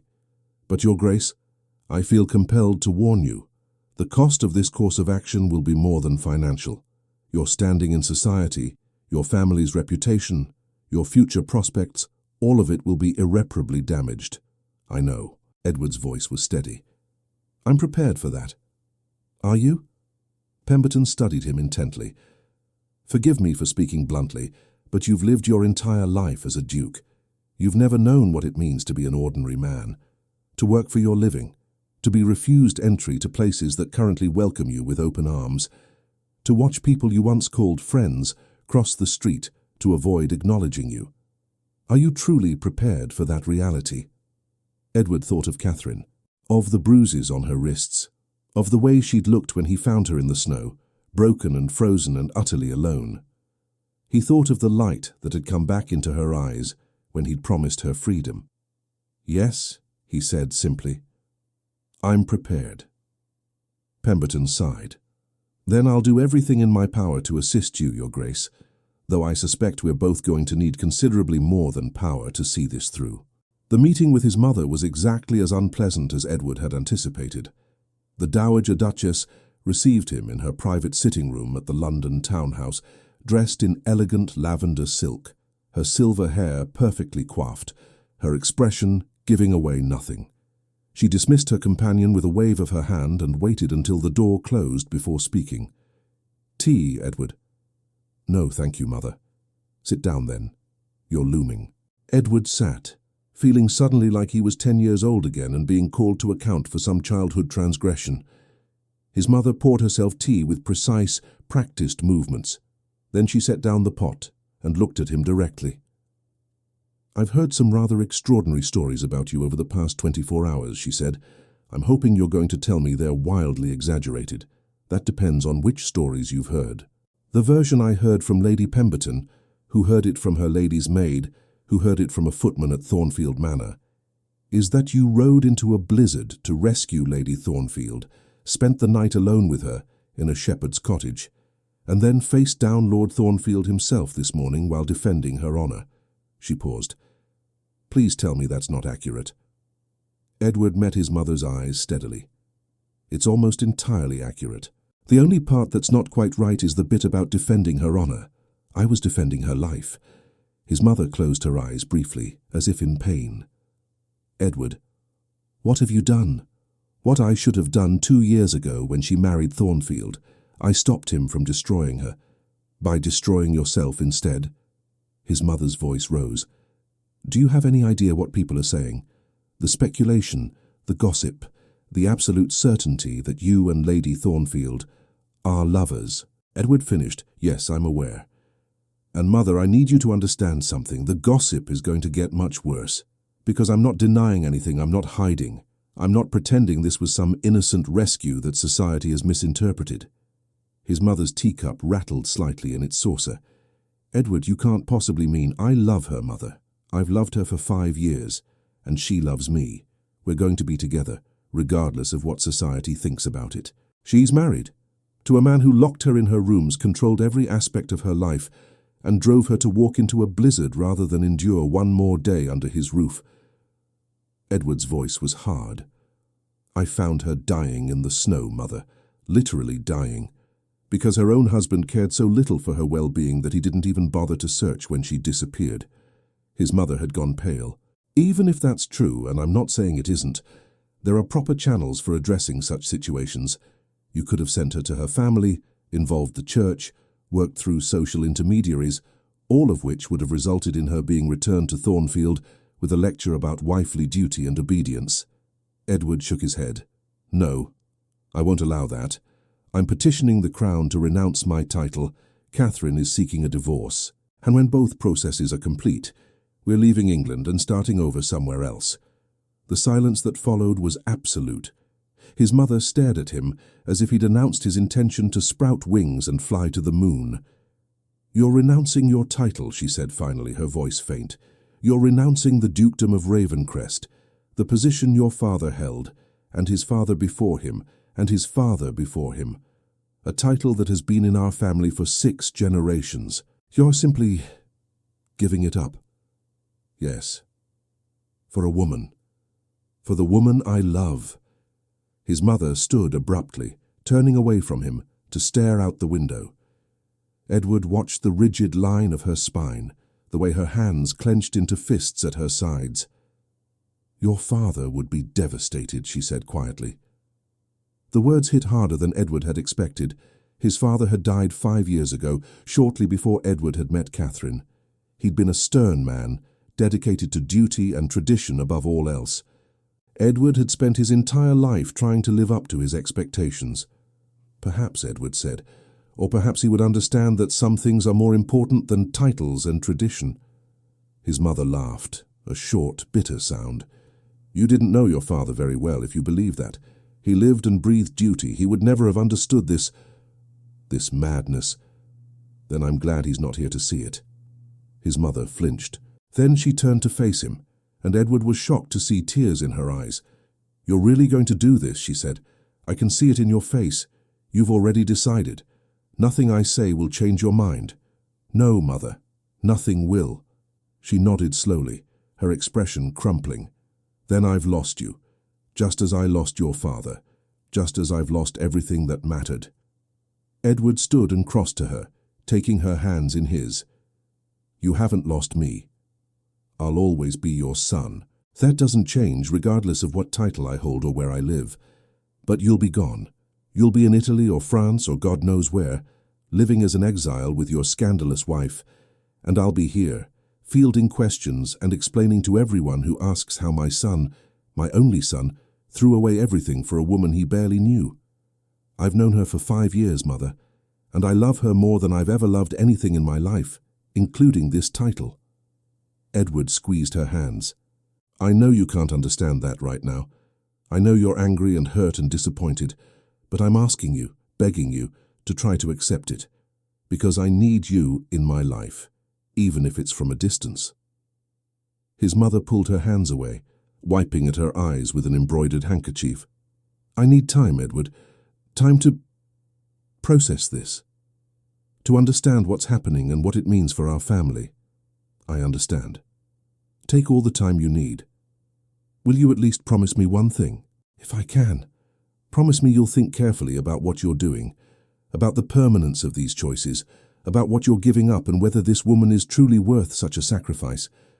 Edward thought of Catherine's smile, her courage, the way she'd looked at him in the cottage when she'd said, I choose you. She's worth it, Mother, I promise you she's worth everything. His mother's expression suggested she didn't believe him, but she nodded anyway. Then I suppose there's nothing more to say. Edward kissed her cheek. I'll write to you from wherever we end up, and I'll hope that someday you'll write back. He left before she could respond, his heart heavy, but his resolve unchanged.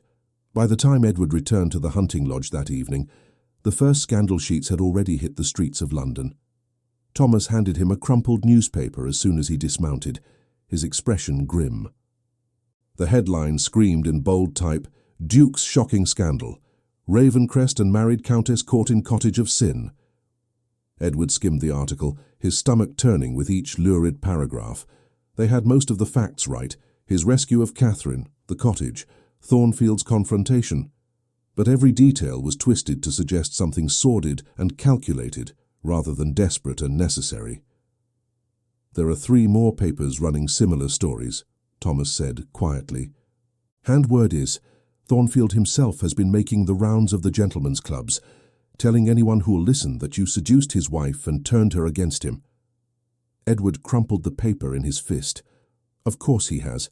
He's establishing his narrative before we can establish ours. Will you respond? Not yet, let him talk. The more he says, the more opportunities he gives us to prove him a liar.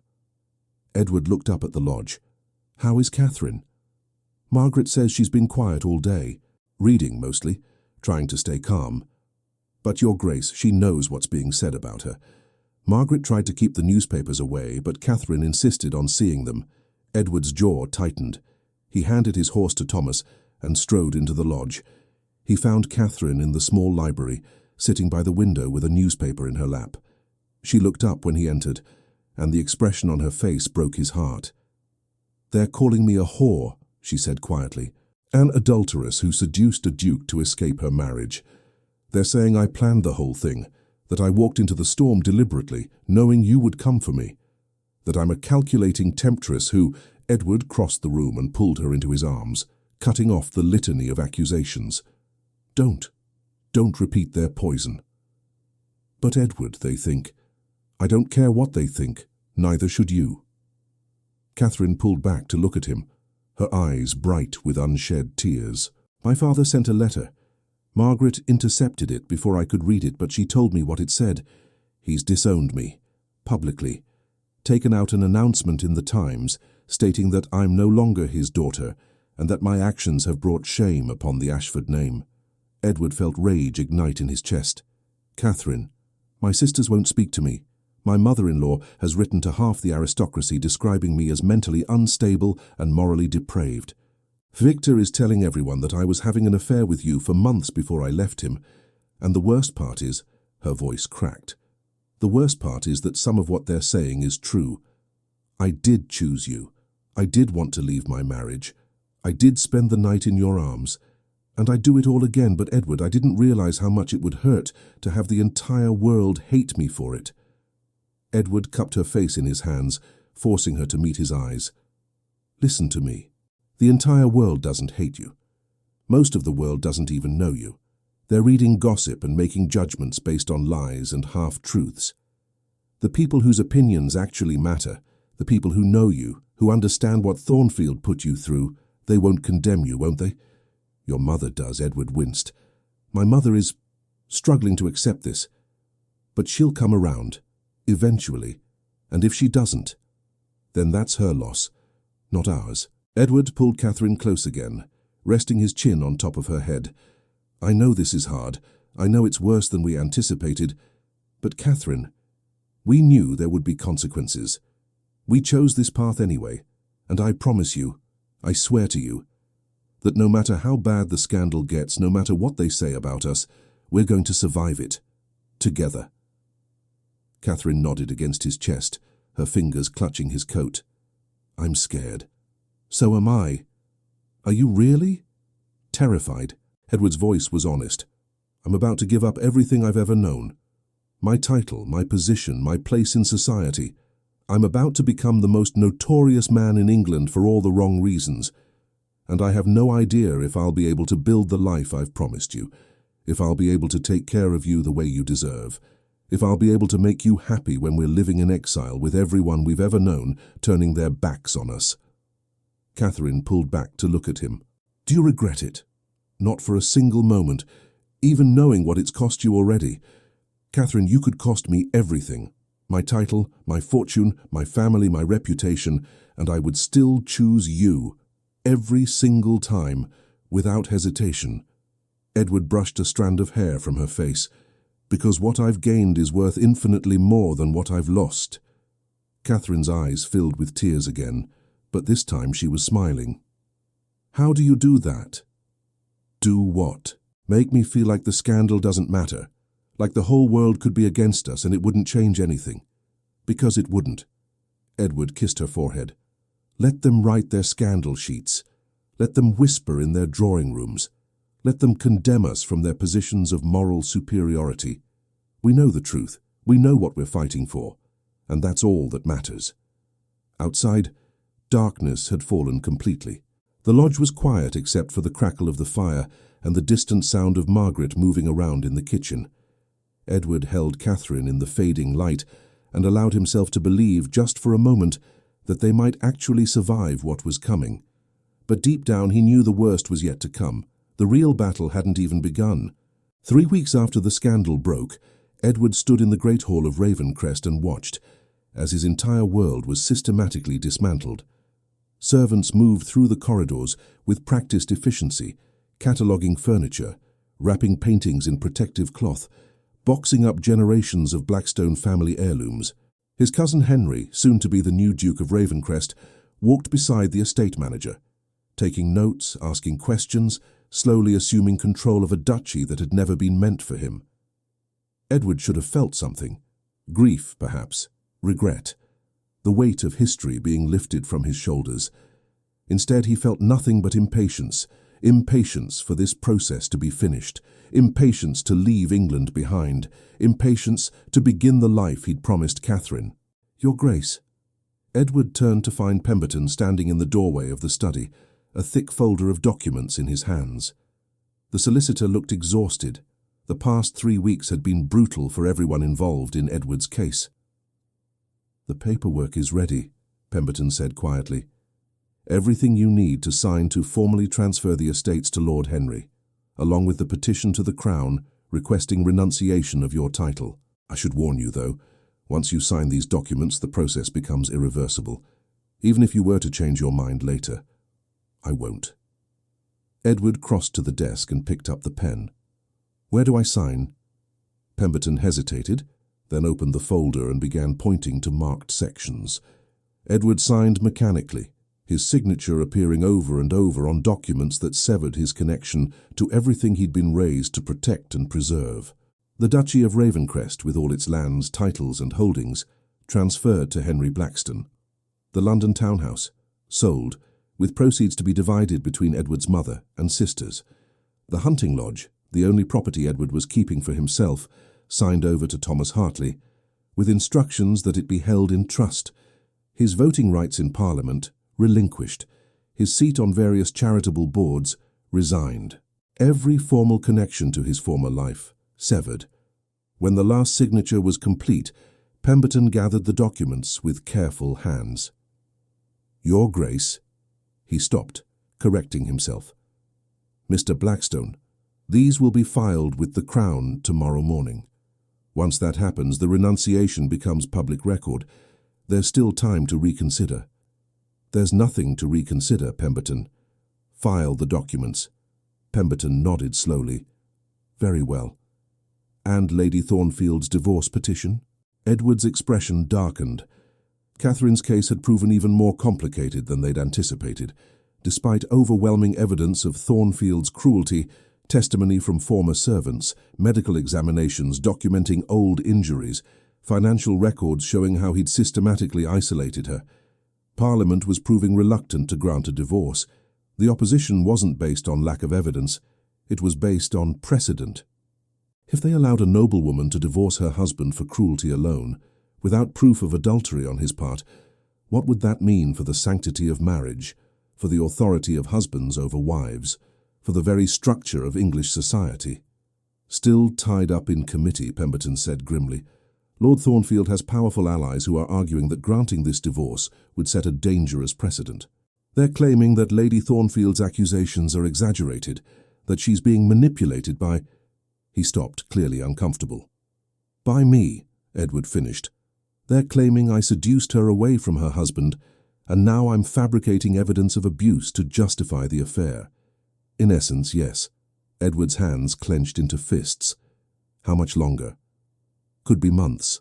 Could be longer. Parliament moves slowly, and Lord Thornfield is doing everything in his power to delay and obstruct. He's filed counter-petitions claiming that you've damaged his honour and demanding financial compensation. He's also suggesting that Lady Thornfield should be institutionalized for her own protection, claiming she's suffering from hysteria and can't be trusted to make rational decisions about her own life. Rage flooded through Edward's veins. He's trying to have her locked away. He's trying to maintain control over her through any means necessary. If he can't have her as his wife, he'll try to have her declared incompetent and placed in an asylum where she'll be completely under medical and therefore male authority. Absolutely not. I won't allow, Your Grace, Mr. Blackstone, you may not have a choice. Once the divorce petition is filed, Lady Thornfield is still legally his wife, until Parliament rules otherwise. If he can convince enough physicians to sign documents attesting to her mental instability, then we need to move faster. Edward's mind was already racing. What if we withdrew the petition entirely? What if Catherine simply left? Came with me to Italy as my companion rather than my wife. We could marry under assumed names once we're settled. That would make any children you have together illegitimate, Pemberton said gently. They would have no legal rights, no inheritance, no protection under English law.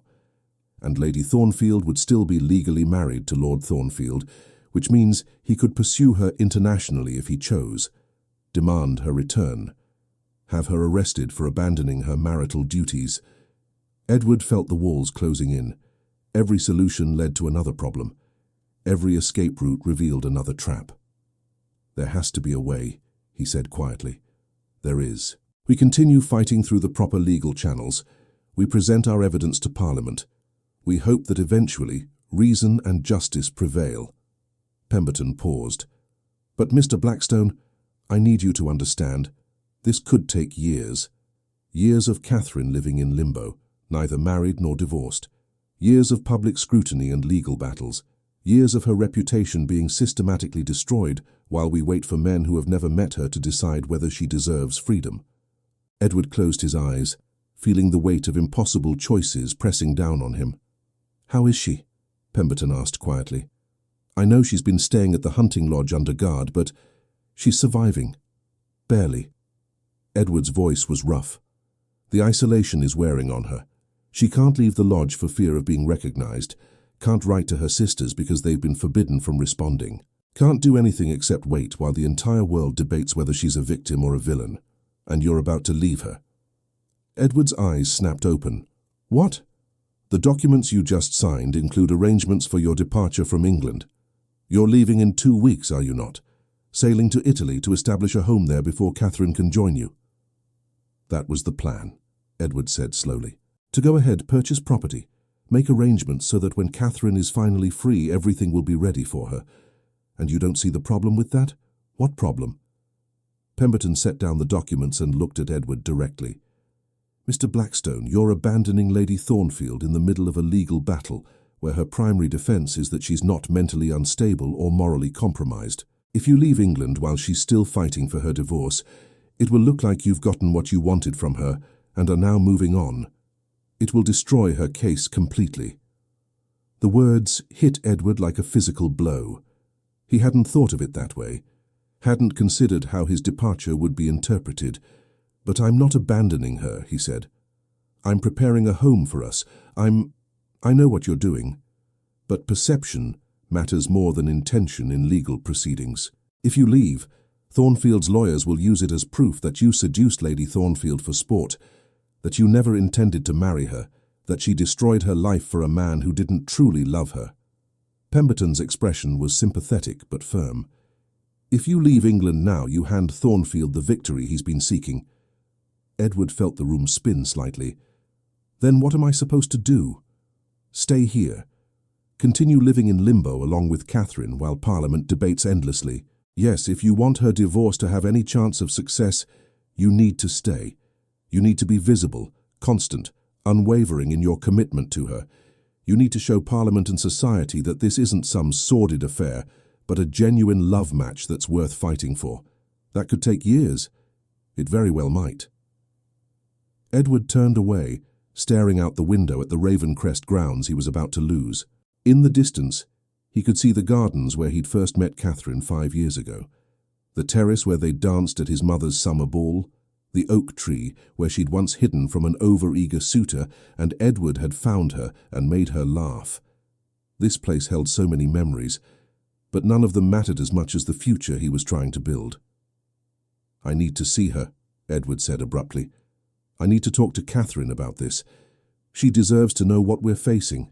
Pemberton nodded. "I'll have these documents filed tomorrow. After that, you'll officially be plain Mr. Edward Blackstone, gentleman of modest means and no particular consequence." He paused. "Are you prepared for that, sir?" Edward thought about it. Really thought about it. His entire life he'd been the Duke of Ravencrest. It had been his identity, his purpose, his reason for existing. Without it, who was he? Then he thought of Catherine, of her smile, of the way she looked at him like he was the only person in the world who mattered. "Yes," he said quietly, "I'm prepared." The ride to the hunting lodge felt longer than usual. Edward's mind was churning with everything Pemberton had said, with all the impossible choices they were facing. By the time he arrived, night had fallen, and the lodge glowed warmly in the darkness. Thomas met him at the door, his expression troubled. "Mr. Blackstone, I've been calling you that all day, getting used to it. There's something you should know before you go in." Edward's stomach tightened. "What is it?" "A letter arrived for Lady Thornfield this afternoon. From her sister, Charlotte. Margaret tried to keep it from her, thought it might be more accusations or condemnation, but Lady Thornfield insisted on reading it." "And?" "And she's been crying ever since." Edward's heart clenched. He pushed past Thomas and took the stairs 2 at a time, reaching Catherine's room and knocking once before entering. She was sitting by the window, the letter clutched in her hands, tears streaming down her face. When she looked up and saw Edward, something in her expression broke completely. "Edward," she whispered. "Oh God, Edward." He was across the room in seconds, pulling her into his arms. "What is it? What did the letter say?" Catherine couldn't speak for a moment, just sobbed against his chest. Finally, she pulled back enough to show him the letter, her hands shaking. Edward read it quickly, his own throat growing tight with each line. "Dearest Catherine, I'm writing to you in secret against Father's explicit orders. He would be furious if he knew I was corresponding with you, but I cannot bear your silence any longer. I need you to know that I don't believe the terrible things they're saying about you. I know you, Catherine. I know your heart, and I know that you would never have left your marriage without good reason. But, Catherine, I'm so afraid for you. The scandal grows worse every day. People say such horrible things. Lady Pembroke told Mother that you should be institutionalized. Lord Thornfield is telling everyone who will listen that you've gone mad with lust for the Duke. For Mr. Blackstone, I suppose I should say now.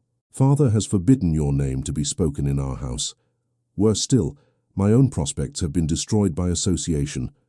Lord Hartley, who had been courting me for 6 months, has withdrawn his suit. His mother says she cannot allow her son to marry into a family with such scandal attached to it. 3 other gentlemen, who had shown interest, have similarly retreated. Mother says it's because of you, that you've ruined the Ashford name and with it, any chance I had at a decent marriage. She says I'll likely end up a spinster now, and it's your fault for being selfish and thinking only of your own happiness. But Catherine, even knowing all of this, even understanding that your choices have cost me dearly, I cannot find it in my heart to hate you. Because I remember how you looked on your wedding day, how pale and frightened you were, how you flinched when Lord Thornfield took your hand, how you looked back at the church one last time before stepping into the carriage, and I saw such despair in your eyes that it broke my heart. I knew then that you were making a terrible mistake. We all knew. But no one stopped it because Father's debts needed to be paid and your sacrifice seemed necessary. I'm so sorry, Catherine. Sorry that we let you marry him. Sorry that we didn't protect you. Sorry that now, when you finally found the courage to choose your own happiness, the entire world is punishing you for it. I don't know if you'll receive this letter. I don't know if you'll ever write back.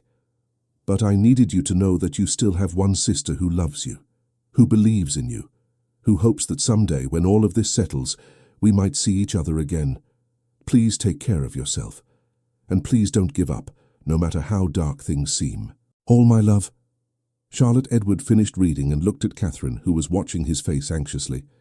She still loves me, Catherine whispered. After everything. After I've destroyed her prospects and brought shame on the family, she still loves me. Of course she does, Edward said gently. She's your sister. But her marriage prospects... Edward, I've ruined her life. Lord Hartley would have been a good match for her. And now because of me, because of Thornfield, Edward corrected firmly, because of a society that values reputation over truth, because of a system that punishes women for daring to choose themselves. He cupped her face in his hands. Catherine, you are not responsible for Charlotte's situation. You're not responsible for any of this. You made a choice to save your own life. That's not selfish. That's survival. But she's suffering because of it. She's suffering because she lives in a world where one woman's courage is seen as another woman's curse. That's not your fault. That's the fault of everyone who values appearances over humanity. Catherine closed her eyes, fresh tears spilling down her cheeks. I don't know if I can bear this much longer, Edward. The waiting, the uncertainty, the knowledge that every day I remain in this limbo, more people suffer. Your mother hates me. My father has disowned me. My sister's future is destroyed. Your title is gone. Everything we touch turns to ashes. Edward pulled her close, holding her while she cried. He thought about what Pemberton had said, about the years this might take, about the impossibility of leaving her behind while he established their new life in Italy. And he made a decision. We're not waiting anymore, he said quietly. Catherine pulled back, looking at him with confused, red-rimmed eyes. What? We're not waiting for Parliament. We're not waiting for the divorce. We're not waiting for society to give us permission to be together. Edward's voice was steady, certain. We're leaving England, together, as soon as arrangements can be made. But Edward, the divorce proceedings, will continue without us. Pemberton can manage the legal aspects from here. We'll provide whatever testimony and documentation is needed from abroad. But Catherine, I'm not leaving you here to face this alone. I'm not asking you to endure months or years of public scrutiny while I'm safely tucked away in Italy, preparing a home you might never get to see. But if we leave together before the divorce is finalized, they'll say we're running away. They'll say it proves we're guilty of everything they've accused us of. Let them say it. Edward's jaw was set. Catherine, I've spent 3 weeks watching you slowly break under the weight of this scandal. I've watched the light fade from your eyes. I've watched you shrink into yourself, afraid to hope, afraid to believe this will ever end. I won't watch that for months or years more. I won't sacrifice your well-being on the altar of legal propriety. What about the children? Pemberton said. If we marry abroad without the divorce being finalized, any children we have will be illegitimate. Then we won't marry. Not legally. Edward's hands tightened on hers. We'll live as husband and wife in truth, if not in law. We'll build a life together. And if someday the divorce comes through, we'll make it official. But until then, I'm choosing you over paperwork, over legal status, over everything that says we need society's permission to love each other. Catherine stared at him, and Edward could see the war playing out behind her eyes, hope battling with fear, desire battling with duty. Where would we go? She asked finally. Tuscany. I have enough money from my investments to purchase a small villa and vineyard. We'll live simply, quietly. We'll learn Italian, make wine, grow our own food. We'll build something new from nothing. Edward paused. It won't be easy, Catherine. There will be no servants, no grand estates, no luxuries we've been accustomed to. We'll have to work, to struggle, to learn how to survive in a world that's nothing like the one we've known. But we'll be together. We'll be together. Free. No more waiting for permission. No more hiding in hunting lodges while other people decide our fate. Just us, choosing each other, every single day. Catherine's tears had stopped. She was looking at him with something like wonder in her eyes. When would we leave? 2 weeks. I need time to liquidate the last of my portable assets, secure passage on a ship, make arrangements with Pemberton to continue the divorce proceedings in absentia. Edward's voice gentled. But Catherine, I need you to be absolutely certain. Once we leave England together, unmarried with your divorce still pending, there's no coming back, ever. Even if the divorce eventually goes through, even if we marry legally in Italy, English society will never accept us. We'll be permanent exiles. I've been in exile since the night you found me in the snow, Catherine said quietly. The only difference is that this time, I'll be an exile by choice. With you. Edward searched her face. You're sure? I've never been more sure of anything. Catherine leaned forward and kissed him, and Edward could taste salt from her tears mixed with something sweeter. Hope, maybe, or possibility. When they broke apart, Catherine rested her forehead against his. 2 weeks, she said, and then we leave everything behind and start over. Together. Together. Edward held her in the lamplight, and for the first time in weeks, he felt something like peace settle over him. They were making a choice that would horrify everyone they knew, that would cement their status as scandalous outcasts, that would burn every bridge they'd ever had. But it was their choice, made freely, made together, and that made all the difference. The next 2 weeks passed in a blur of frantic preparation. Edward liquidated assets, purchased tickets on a merchant ship bound for Livorno, and arranged for funds to be transferred to Italian banks. Pemberton drew up documents ensuring the divorce proceedings would continue and that any future communication could be handled through intermediaries. Edward's mother refused to see him. His sisters sent brief formal notes wishing him well, but making it clear they couldn't publicly support his decision. His former friends at the club stopped acknowledging him when they passed on the street. The scandal sheets had a field day. Duke of Shame flees England with stolen wife. Ravencrest abandons title, family, and honour for illicit love. Lady Thornfield. Adulteress or victim, Parliament still divided. Edward stopped reading them after the first few days. What did it matter what they said? The people writing those headlines didn't know Catherine, didn't know what she'd endured, didn't know that the real scandal wasn't two people choosing each other, but a society that made that choice so costly. On the morning of their departure, Edward stood in the great hall of Ravencrest one final time. Henry was there, looking uncomfortable in his new role but determined to do right by the estates. The servants lined up to say goodbye, many of them in tears. Morrison, who had served the Blackstone family for 40 years, clasped Edward's hand with trembling fingers. "I don't understand what you're doing, Your Grace," he said quietly, "but I know you to be a good man, so I trust you have your reasons." He paused. "Take care of yourself, and take care of her." "I will, Morrison. I promise." Edward's final stop was his father's study, soon to be Henry's study. He stood in the doorway looking at the desk where 3 generations of Dukes of Ravencrest had managed their estates, made their decisions, shaped their legacies. He thought about his father, about the weight of duty and tradition, about all the expectations that had been placed on his shoulders from birth. And then he thought about Catherine, waiting for him at the docks, about the life they were about to build, about choosing love over legacy. "I'm sorry, Father," Edward said quietly to the empty room. "I know you would have wanted me to choose differently, but I'm choosing her. I hope someday you can understand why."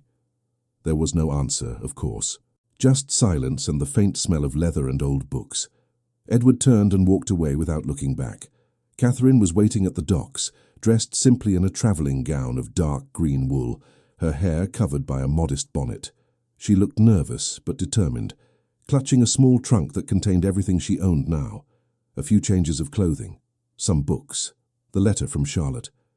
When she saw Edward approaching, her face lit up with a smile that made his heart stutter. "Ready?" he asked, offering his arm. "Ready," she confirmed, taking it. They boarded the ship together as the sun rose over the Thames, painting the London skyline in shades of gold and pink. Edward stood at the rail with Catherine beside him, watching England slowly recede into the distance. "Any regrets?" Catherine asked quietly. Edward thought about everything he was leaving behind. His title, his estates, his family, his entire world. Then he looked at Catherine, at the woman who had walked into a blizzard rather than endure another day without hope, at the woman who had chosen him just as completely as he had chosen her. "Not a single one," he said. Catherine smiled and laced her fingers through his. "What do you think Italy will be like?" "I have no idea.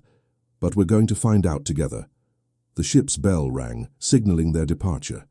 The anchor lifted, the sails unfurled, and Edward Blackstone, no longer a duke, no longer bound by duty or expectation, or the weight of generations, sailed toward an uncertain future with the only certainty that mattered. Catherine's hand in his, and the promise they'd made to choose each other no matter the cost. England disappeared behind them, swallowed by mist and distance, and ahead, somewhere across the water, waited Italy, waited freedom, waited home. The voyage to Italy took 17 days, 17 days of rolling seas and salt-soaked air, 17 days of cramped quarters and meals that turned Catherine's stomach, 17 days of slowly leaving behind everything they'd ever known and sailing towards something entirely unknown. Edward and Catherine shared a tiny cabin below deck, barely large enough for a narrow bed and a single trunk. It was nothing like the grand bedchambers they'd grown accustomed to in their former lives. The ceiling was so low Edward had to duck when he stood. The walls were bare wood that creaked and groaned with every wave. At night, they could hear rats scurrying in the spaces between the planks, but they were together. And in those cramped, uncomfortable quarters, they built the foundation of their new life. They talked for hours in the darkness, their voices low beneath the sounds of the ship. Catherine told him about her childhood, about the mother she'd lost too young, about the pressure she'd felt as the eldest daughter to secure the family's future through marriage, about the guilt that had driven her to accept Thornfield's proposal, even when everything inside her screamed to refuse. Edward told her about the loneliness of being a duke, about growing up in gilded isolation, surrounded by servants but starved for genuine connection, about watching his father slowly crush himself under the weight of duty and vowing never to become the same kind of man, only to realize he'd been doing exactly that until the night he'd found Catherine in the snow. They made plans, dreamed aloud about the villa they would buy, the gardens they would plant, the life they would build with their own hands. Catherine wanted chickens and herbs. Edward wanted to learn about winemaking, to understand the land in a way his aristocratic education had never taught him. "I've never actually worked a day in my life," Edward admitted one night, his voice tinged with something like shame. "Not really. I've managed estates, signed documents, made decisions, but I've never planted a seed or harvested a crop or built anything with my own hands." Catherine turned to face him in the darkness, her fingers finding his. "Then we'll learn together, both of us starting from nothing, both of us becoming something new." "You're not afraid?" "Terrified," Catherine said honestly. "But also—" She paused, searching for the right words. "Also more alive than I've felt in years. Edward, for the first time since I was a girl, I get to choose what my life looks like. Not my father, not society, not even you. Me. That's terrifying and exhilarating in equal measure." Edward pulled her closer, breathing in the scent of her hair, still tinged with salt from the sea air. "We're going to make mistakes, probably catastrophic ones. I have no idea how to run a vineyard or manage a household without servants or... Then we'll make mistakes together. We'll learn from them. We'll build something imperfect and real and ours." Catherine's voice was fierce in the darkness. "Edward, I don't need perfection. I need freedom. I need you. Everything else we'll figure out as we go." On the 8th day, a storm hit. The ship pitched and rolled so violently that Catherine couldn't keep anything down. Edward held her while she retched into a basin, wiping her face with a damp cloth, whispering reassurances he wasn't sure he believed himself. "This was a terrible idea," Catherine moaned between bouts of sickness. "We should have stayed in England. Should have fought through the proper channels. Should have." "Shh," Edward soothed, though his own stomach was protesting the ship's violent motion. "The storm will pass. We just need to endure it. How long?" "I don't know. But we've endured worse. Remember the cottage. Remember Thornfield showing up with his pistols. Remember 3 weeks of scandal sheets calling you every terrible name they could invent. We survived all of that. We'll survive this too." Catherine managed a weak laugh. "You're comparing a storm at sea to social scandal.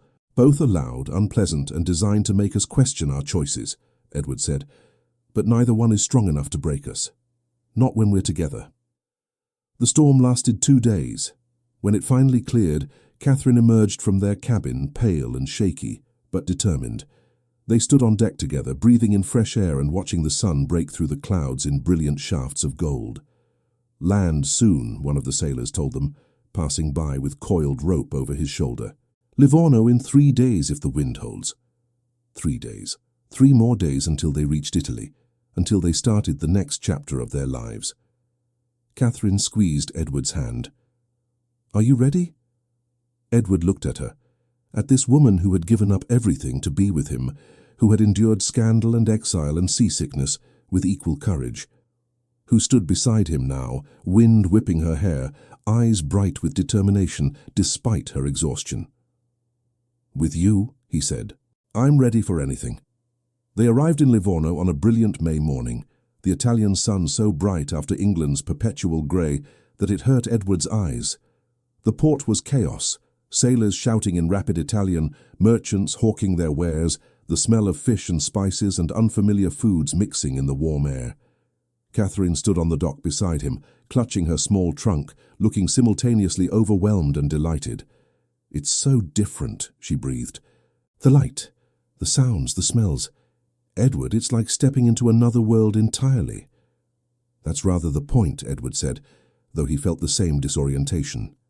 Everything here was foreign, unfamiliar, slightly off-kilter from the world they'd known. Even the quality of the air felt different, warmer, heavier, scented with things he couldn't identify. They found lodging in a modest inn near the harbour. The innkeeper, a round woman named Signora Benedetti, spoke no English, but she communicated through gestures and facial expressions that were universally understood. She showed them to a small room on the 2nd floor, clean and simple, with whitewashed walls and a window overlooking the street. When she left them alone, Catherine sat on the edge of the bed and laughed. "What's funny?" Edward asked. "This," Catherine gestured around the room. "All of this. A month ago I was the Countess of Thornfield, living in a manor with 30 servants. Now I'm in a room smaller than my dressing closet, in a country where I don't speak the language, with a man I'm not legally married to." She looked up at him, eyes sparkling. "And I've never been happier." Edward sat beside her, pulling her into his arms. "You're sure?" "Because, Catherine, if you're having second thoughts, if this is too hard, Edward Blackstone, if you suggest going back to England one more time, I'm going to push you out that window." But she was smiling as she said it. "I'm not having second thoughts. I'm having first thoughts, real thoughts for the first time in my adult life. Thoughts about what I want, not what I should want. And what I want is this. You, Italy. A life we build ourselves." They spent 2 weeks in Livorno, while Edward made inquiries about property.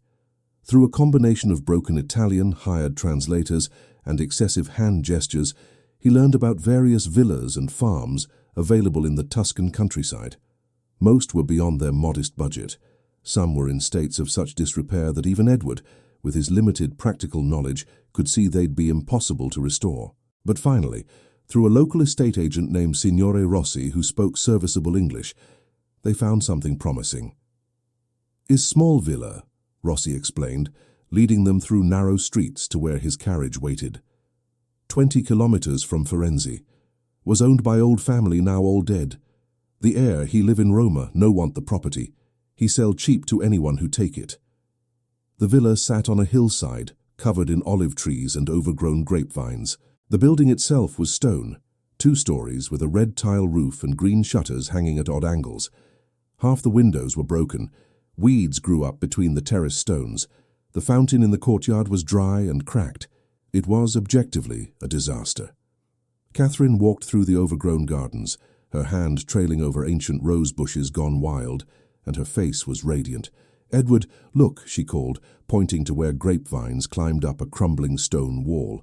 "These are old vines, really old.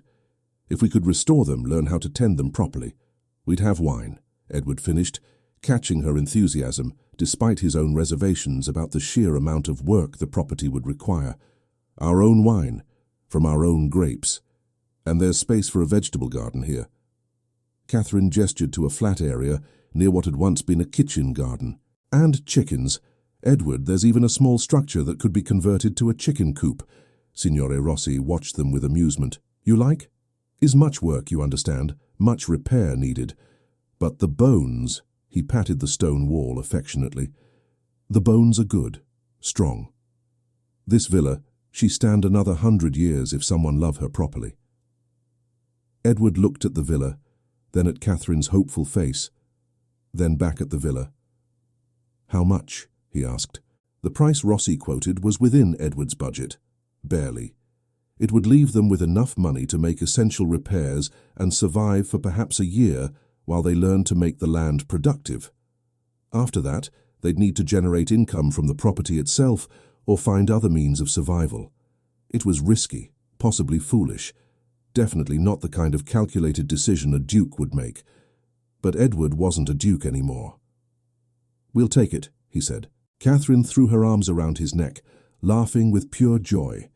Signore Rossi grinned and produced paperwork from his leather case, and within an hour, Edward had signed documents making him the owner of a crumbling Tuscan villa that would require every ounce of effort they could muster to restore. They moved in 3 days later, with nothing but their trunks, a few pieces of basic furniture purchased in Livorno, and absolutely no idea what they were doing. The first night in the villa, they lay on a mattress on the floor of what would eventually become their bedroom, listening to unfamiliar sounds, cicadas singing in the darkness, the rustle of wind through olive trees, the distant bark of a farm dog. "No servants," Catherine observed. "No one to bring us dinner or light the fires or turn down the beds." "We'll have to learn to do all of that ourselves," Edward said. "Good thing I've always wanted to learn to cook." Edward laughed. "You? The woman who once told me she'd never set foot in a kitchen because it was beneath a lady's station. That was a different woman, a countess who didn't know any better." Catherine turned to face him in the darkness. I'm not her anymore. I'm just Catherine.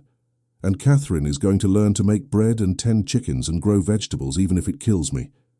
"It very well might," Edward said, but he was smiling. "This is going to be hard, you know. Harder than either of us can probably imagine right now. I know we're going to fail. A lot. At everything. I have no idea how to maintain a vineyard, or fix a roof, or—" Catherine silenced him with a kiss. "Edward, stop catastrophizing. We'll figure it out. Together. One disaster at a time." And somehow, impossibly, they did. The first few months were brutal. Edward woke every morning with aches in muscles he hadn't known existed. His hands, which had never done more than hold a pen or reins, developed calluses and blisters from working the land. He learned through painful trial and error how to prune grapevines, how to repair a leaking roof, how to coax fire from damp wood. Catherine threw herself into domesticity with fierce determination. She burned her first dozen attempts at bread so thoroughly they were inedible. Her initial vegetable garden died within a week. The chickens she purchased escaped their coop repeatedly until she learned to properly secure the latch. But slowly, so slowly they sometimes wondered if they were making any progress at all, they learned. Edward found a local vintner, an elderly man named Paolo who spoke no English, but communicated in the universal language of winemaking. Paolo took pity on this obviously incompetent foreigner and began teaching him the basics of tending vines, reading the soil, understanding when to harvest. Catherine befriended a farmer's wife in the nearest village, a woman named Lucia, who seemed to find Catherine's complete lack of domestic knowledge both amusing and endearing. Lucia taught her to make proper bread, to preserve vegetables, to cook simple meals that didn't require an army of servants to prepare. They made mistakes. God, they made so many mistakes. Edward once pruned an entire section of grapevines at the wrong time of year, nearly destroying that year's crop. Catherine accidentally left the chicken coop open overnight and lost 3 birds to a fox. They both underestimated how cold Tuscan winters could be and spent their first December huddled by the fireplace, wearing every layer they owned. But they survived, and more than survived. They began to thrive. 6 months after arriving, Edward stood in the restored vineyard and realized he could identify each variety of grape by sight, could read the vines like a language, understanding what they needed, when they needed it. His hands were rough and scarred, but they were capable now, strong, useful. Catherine had transformed the kitchen garden into something productive and beautiful. Herbs and vegetables grew in neat rows. The chickens had multiplied, providing eggs daily. She'd learned to make cheese from milk purchased from neighboring farms, to preserve fruit from the villa's overgrown orchard, to create meals that tasted of sunshine and earth and honest labor. They'd made friends in the village, cautious at first, curious about these strange English people who'd appeared suddenly and seemed determined to work their own land like common farmers. But gradually, as Edward and Catherine proved they weren't just wealthy eccentrics playing at poverty, the community opened to them. There was Mario, the blacksmith, who taught Edward how to repair tools and shoe the horse they'd purchased for farm work. There was Isabella, the baker, who traded bread for Catherine's eggs and herbs. There was Father Tommaso at the village church, who welcomed them despite their irregular marital status and taught Catherine Italian through patient conversation. They built a life, piece by piece, day by day, a life that bore no resemblance to the one they'd left behind in England, but that felt more real, more honest, more theirs than anything they'd known before. 8 months after arriving in Tuscany, on a golden October afternoon, Catherine discovered she was pregnant. She'd suspected for a few weeks. The nausea that wasn't from bad food, the exhaustion that went deeper than physical labor, the subtle changes in her body that she recognized even though she'd never experienced them before. She told Edward that evening as they sat on the terrace watching the sun set over the vineyards. He'd been explaining something about the upcoming harvest, but Catherine couldn't concentrate on his words. Finally, she simply blurted it out. "I'm carrying your child." Edward stopped mid-sentence, stared at her. "What?" "I'm pregnant, Edward. About 2 months along, I think." For a moment he didn't react at all, just sat frozen, his expression unreadable in the fading light. Then, slowly, his face transformed. Wonder, joy, something so bright and pure it made Catherine's heart ache. "A baby," he said, his voice rough. "We're having a baby. We are." Catherine's hand moved to her still flat stomach. "Edward, I know this complicates things." "We're not married legally. The child will be ours," Edward interrupted fiercely. "The child will be ours. Legitimate or not in English law, this baby will be loved and wanted and raised in freedom. That's what matters. That's all that matters." He pulled her into his arms, holding her with a gentleness that made tears spring to Catherine's eyes. "Are you happy?" she asked against his chest. "Happy doesn't begin to cover it." Edward's voice was thick with emotion. "Catherine, you've given me everything. A new life, a new purpose, a future I never imagined possible. And now this." He pulled back to look at her, his hands framing her face. "Now a child. Our child. How could I be anything but deliriously, impossibly happy?" Catherine laughed through her tears. "I'm terrified. So am I. I have no idea how to be a mother. I don't know what to do with a baby. What if I'm terrible at it? What if—" Edward kissed her, gentle and sweet. "You're going to be an extraordinary mother. Just like you're an extraordinary wife, even if we don't have the paperwork to prove it. You're brave and strong and stubborn, and you learn from your mistakes. Our child is going to be so loved, Catherine. So incredibly loved." They sat on the terrace as darkness fell, Edward's hand resting on Catherine's stomach, both of them imagining the tiny life growing there. A child who would be born in Italy, far from English titles and social expectations. A child who would grow up speaking Italian and English both, who would know how to tend grapevines and gather eggs, who would be free in ways neither of them had been. "What should we name them?" Catherine asked. "I don't know. Something Italian, perhaps? To honor the country that's given us sanctuary?" Catherine considered. "If it's a girl, I've always loved the name Beatrice. There's something musical about it." "Beatrice," Edward repeated, testing it. "Beautiful. And if it's a boy? Henry, maybe? After your cousin who inherited Ravencrest, as a way of acknowledging where we came from, even as we build something entirely new." Edward nodded slowly. "Beatrice or Henry Blackstone, children of Italy, born of love and exile and the courage to choose differently." He leaned down and kissed Catherine's forehead, then her lips, then the place where their child grew. "Welcome to the world," he whispered. "You're already so loved." The pregnancy was difficult at times. Catherine was sick through much of the first trimester, and the physical labor of maintaining the villa became increasingly challenging as she grew larger. But their community rallied around them. Lucia brought soups and remedies passed down through generations. Isabella's daughter, a midwife, stopped by regularly to check on Catherine's health and answer her anxious questions. Ivan Paolo, the elderly vintner, appeared one day with a carved wooden cradle that had rocked his own children and grandchildren to sleep.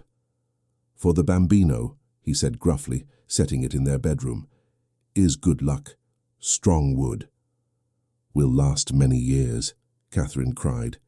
She cried often in those months, overwhelmed by the kindness of people who barely knew them but had welcomed them anyway. By the realization that they'd found a home here, not just a place to live, but a true community that cared about their well-being. Edward devoted himself to preparing for the baby's arrival with the same intense focus he'd once applied to ducal responsibilities.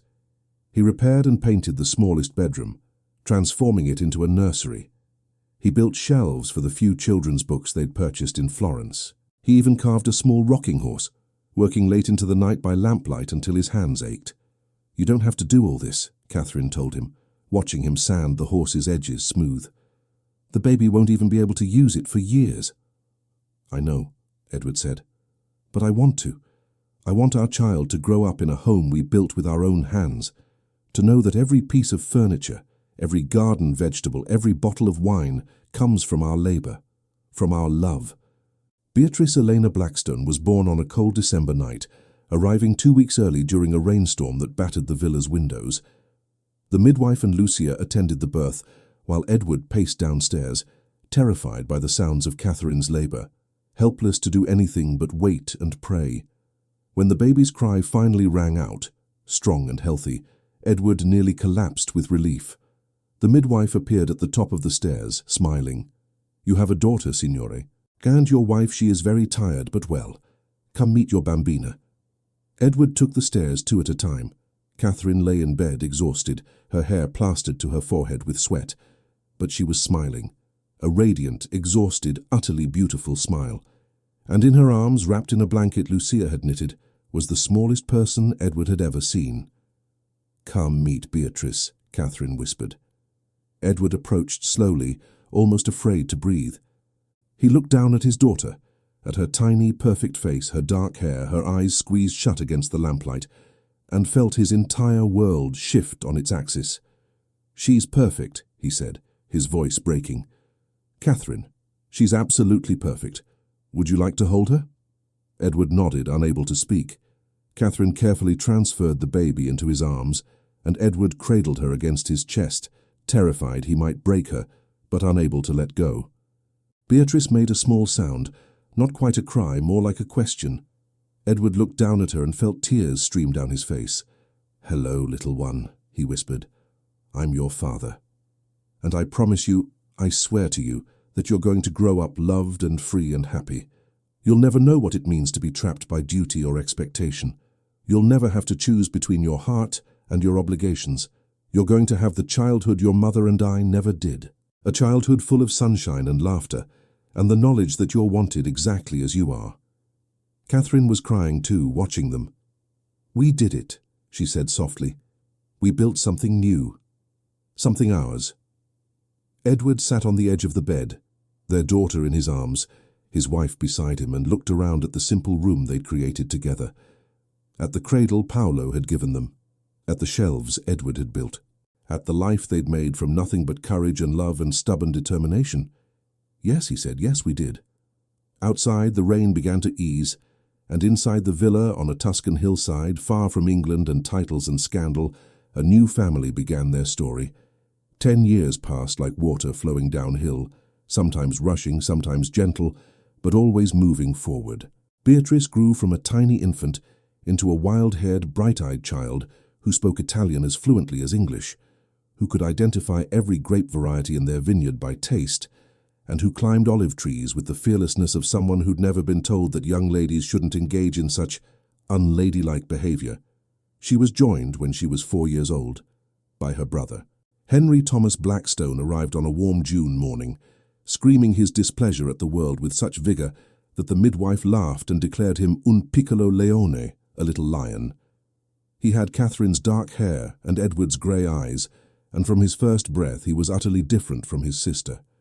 Where Beatrice was adventurous and impulsive, Henry was thoughtful and careful. Where she climbed trees, he preferred to sit beneath them with books. Where she made friends instantly with every child in the village, Henry was shy, hiding behind Catherine's skirts until he felt safe enough to venture out. But they adored each other. Edward would often find them in the vineyard at sunset, Beatrice making up elaborate stories about the grapes being enchanted princesses, Henry listening with solemn attention and occasionally correcting her more outlandish plot developments with gentle logic. The villa had transformed over the years. What had once been a crumbling ruin was now a home, still modest by aristocratic English standards, but warm and lived in and thoroughly theirs. The roof no longer leaked.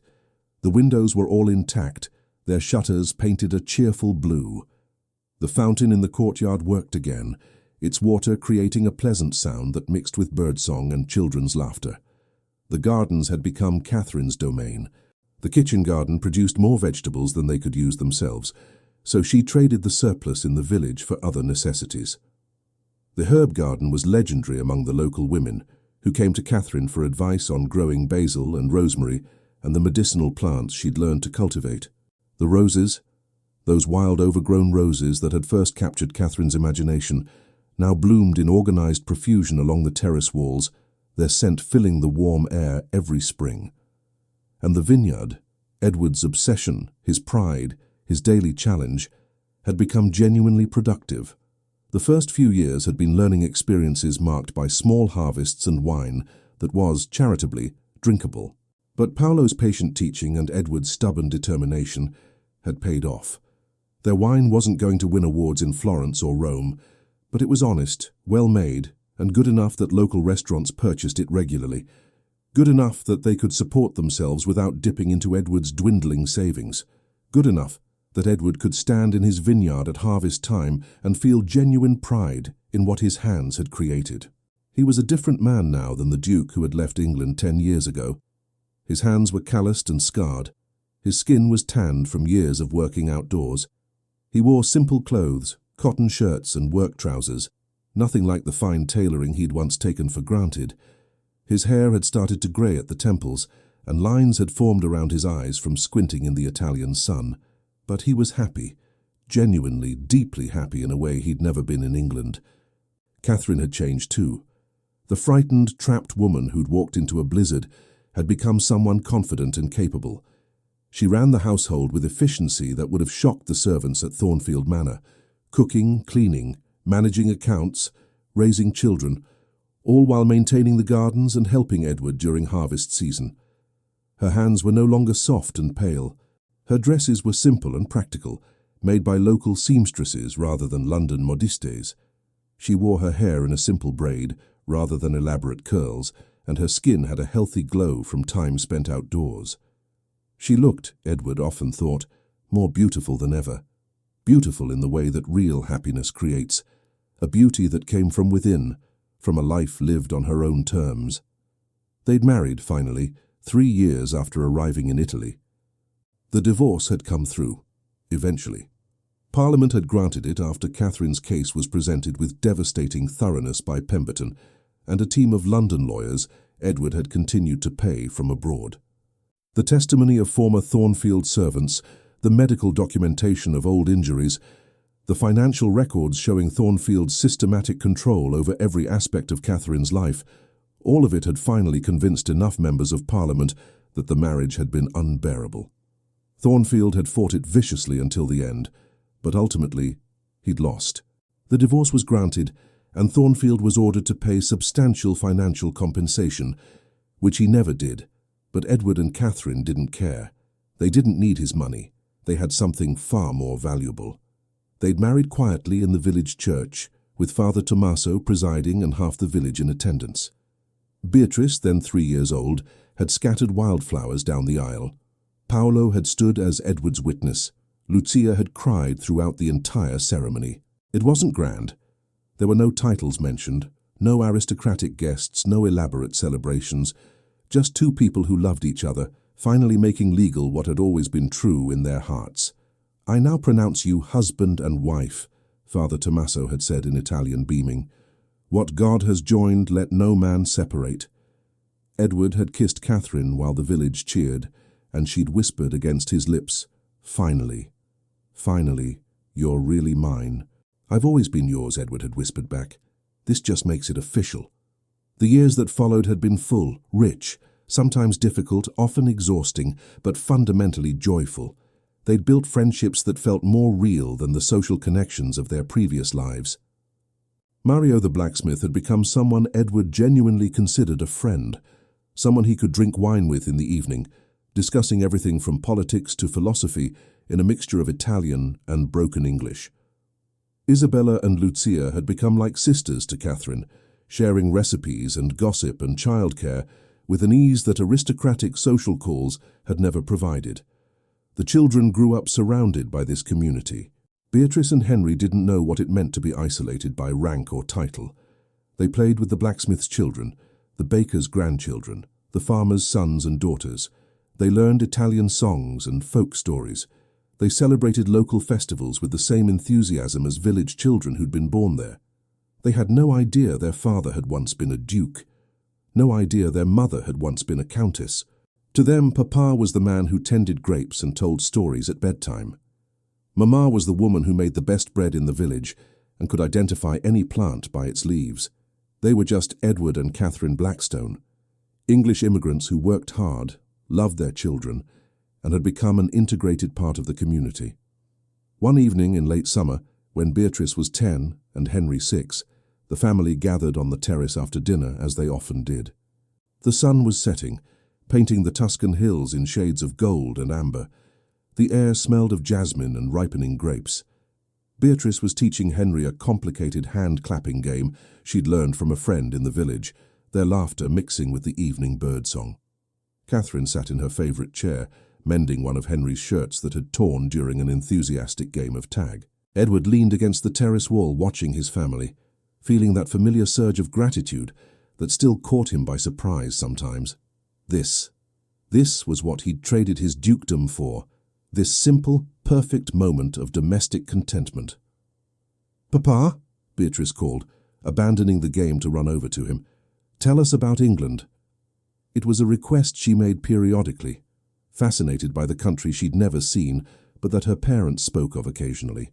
Edward glanced at Catherine, who smiled and nodded. "What do you want to know, Stellina?" Edward asked, using the Italian endearment, little star, that he'd called her since infancy. "Everything," Beatrice said, settling at his feet with the dramatic flair she brought to everything. "Tell me about the castles and the rain and the what did you call them, Mama?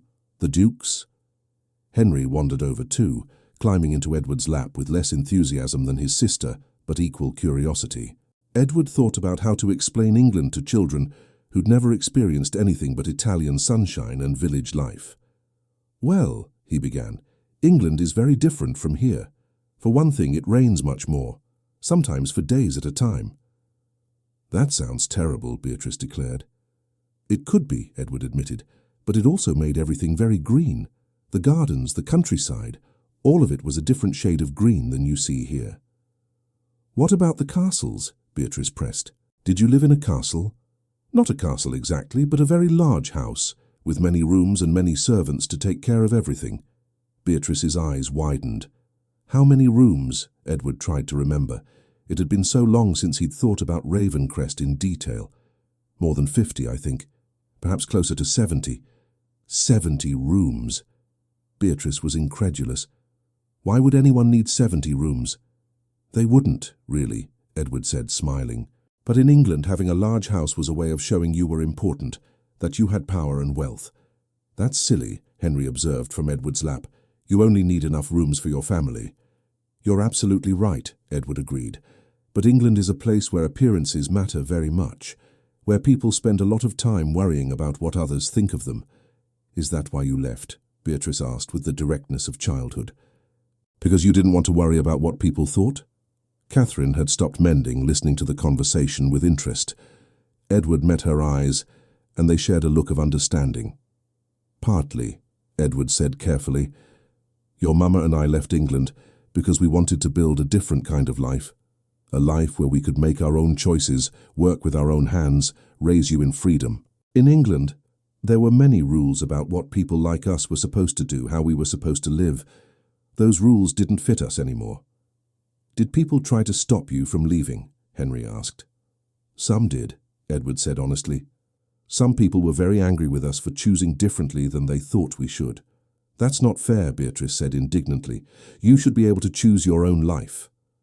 Edward pulled her close, kissing the top of her head. "You're absolutely right, Tesoro.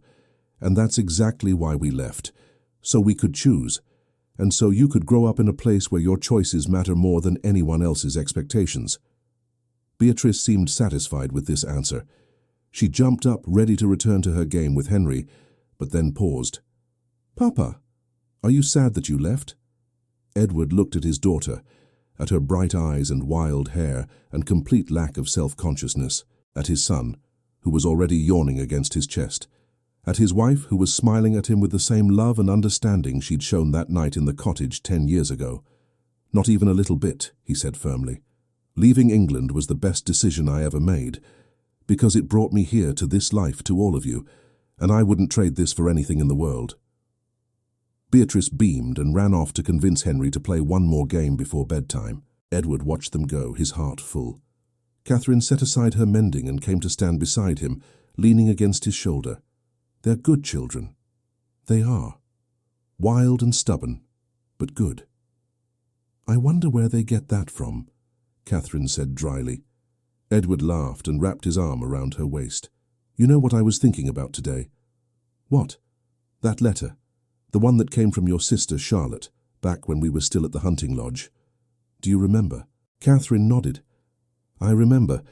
She was the only one who still believed in us, still loved me despite everything. I wonder how she is now, if she ever married, if she's happy." Catherine was quiet for a moment. "I wonder too. Sometimes I think about writing to her, letting her know we're alive, that we're well, that we built something beautiful here.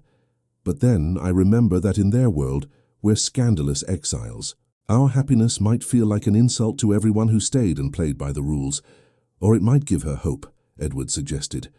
"Hope that choosing differently is possible, that there's life beyond the suffocating expectations of English society." Catherine considered this. Maybe someday. When enough time has passed that our scandal has faded into distant memory, when we're just an amusing story people tell about the Duke and Countess who ran away to Italy. "I doubt we'll ever be that," Edward said. "But yes, maybe someday."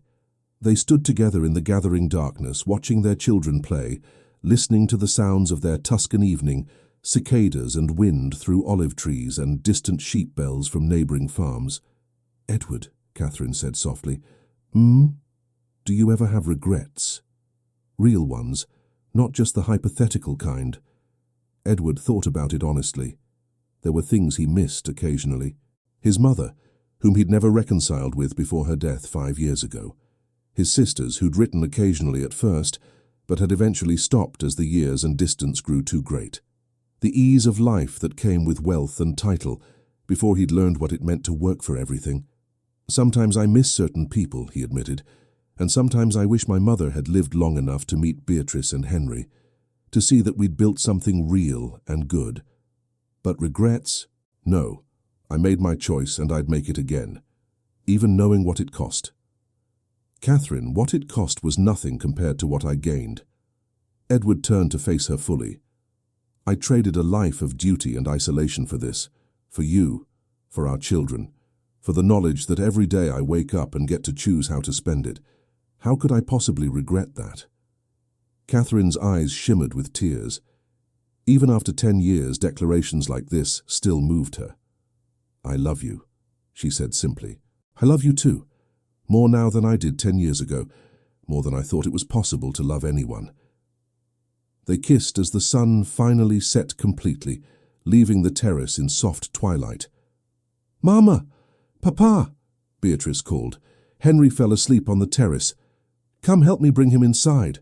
Edward and Catherine laughed and went to rescue their son, who had indeed fallen asleep curled up on the warm stones, exhausted from a day of running and playing and being thoroughly, completely 6 years old. Edward lifted him carefully, Henry's head lolling against his shoulder.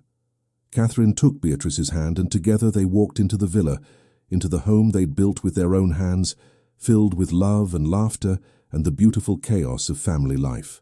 Later that night, after both children were tucked into bed and the house was quiet, Edward and Catherine sat in their own bedroom, the same room they'd slept in for 10 years, simple but comfortable, with windows that overlooked the vineyard. Catherine was brushing her hair, the familiar nighttime ritual Edward had watched thousands of times and never tired of. He was going through the account books, tallying the expenses and income from the past month. "We're doing well," he observed. "Better than last year at this time. If the harvest is good, we might even have enough to make some improvements to the press house." "That would be wonderful," Catherine said. "Mario was saying the old press is becoming unreliable. A new one would make the work so much easier." They discussed practical matters for a while. Repairs needed, supplies to purchase, plans for the next planting season. The kind of ordinary domestic conversation they'd never imagined having in their previous lives. Finally, Catherine set down her brush and climbed into bed beside Edward. He closed the account book and pulled her close, her head resting on his chest, his hand stroking her hair.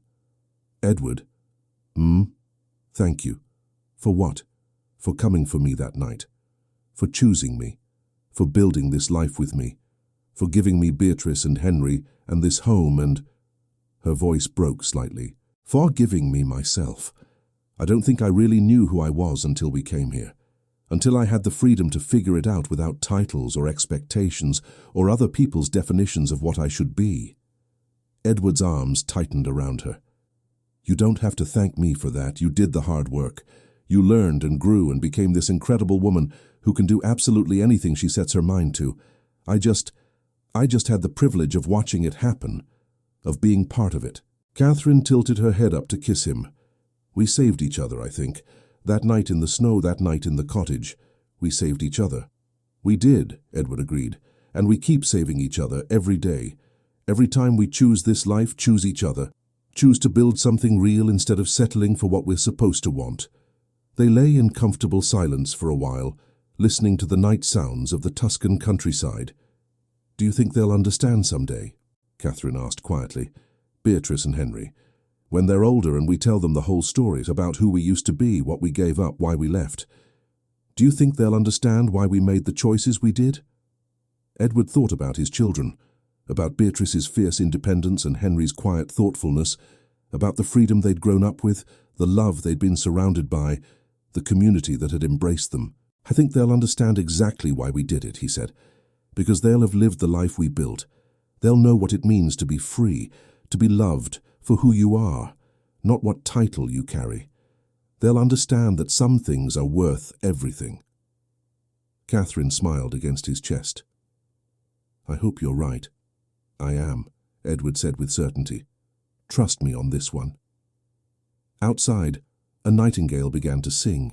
The sound drifted through the open window, mixing with the rustle of wind through grapevines and the distant sound of the village church bell marking the hour. Edward held his wife and thought about the long, winding path that had brought them here, about the Duke and Countess who had walked into a winter storm and emerged as something entirely new, about the impossible choice that had become the foundation of everything good in his life. If he could go back, if he could speak to that young Duke standing in the snow 10 years ago, terrified and determined and about to throw away everything for love, he would tell him only this: do it. Don't hesitate. Don't look back. Choose her. Choose love. Choose freedom. Choose the hard path that leads to real happiness instead of the easy path that leads to hollow respectability. Choose life, and never, ever regret it. 20 years after Edward and Catherine disappeared into the winter storm, a letter arrived at the villa in Tuscany. It was an ordinary Tuesday morning in late spring. Edward, now 52, was in the vineyard with Henry, who at 16 had grown tall and lean, with his mother's dark hair and his father's quiet intensity. They were discussing the new grafting technique Henry had read about in one of the agricultural journals Edward subscribed to from Florence. Beatrice, 20 years old now, was in the village helping Lucia's granddaughter prepare for her wedding. She'd become something of a local expert in flowers and decorative arrangements, her artistic eye inherited from neither parent, but entirely her own. Catherine was in the kitchen garden harvesting herbs for the evening meal when the postal courier from Florence arrived on horseback. "Signora Blackstone?" he called in Italian. "I have a letter for Signor Edward Blackstone. From England. It requires a signature." Catherine's hands stilled in the basil. England. They hadn't received correspondence from England in over 15 years. The last had been a brief note from Pemberton, informing them that the final legal matters regarding Edward's renunciation had been completed. She wiped her hands on her apron and walked to where the courier waited. "I can sign for it. I'm his wife." The courier handed her the thick envelope, sealed with official-looking wax, and a ledger to sign. Catherine scrawled her signature, and the man tipped his hat before riding away. She stood in the courtyard, holding the letter, feeling an odd sense of foreboding. The return address was from a firm of solicitors in London, Whitmore and Associates, not Pemberton's firm, someone new. Edward would want to see this immediately. She found him and Henry in the vineyard, both of them covered in dirt, laughing about something. The sight made her smile despite her unease, her husband and son, comfortable together, working side by side. A relationship Edward had never had with his own father. "Edward," she called, "you have a letter from England." The laughter died. Edward looked up, his expression shifting to something more guarded. He wiped his hands on his work trousers and walked over, Henry trailing curiously behind. Edward took the envelope and studied it. "I don't recognize the firm. Should we open it inside?" Catherine suggested, glancing at Henry. Edward shook his head. "Henry knows we came from England. He can stay." He broke the seal and unfolded several sheets of heavy paper covered in dense legal script. Catherine watched his face as he read, watched his expression shift from caution to surprise, to something she couldn't quite identify. "What is it?" she asked quietly. Edward read to the end, then looked up at her. "My cousin is dead. Henry, the one who inherited Ravencrest when I renounced the title. He died 3 months ago." "I'm sorry," Catherine said, meaning it. Edward had liked his cousin, felt guilt about the burden he'd placed on him. "There's more." Edward's voice was strange. He never married, never had children. He died without an heir. And according to the laws of succession, he paused as if still processing the information, the title reverts to me, to the closest living male relative in the direct line, which apparently is still me. Silence fell over the vineyard. Even the birds seemed to have stopped singing. "What?"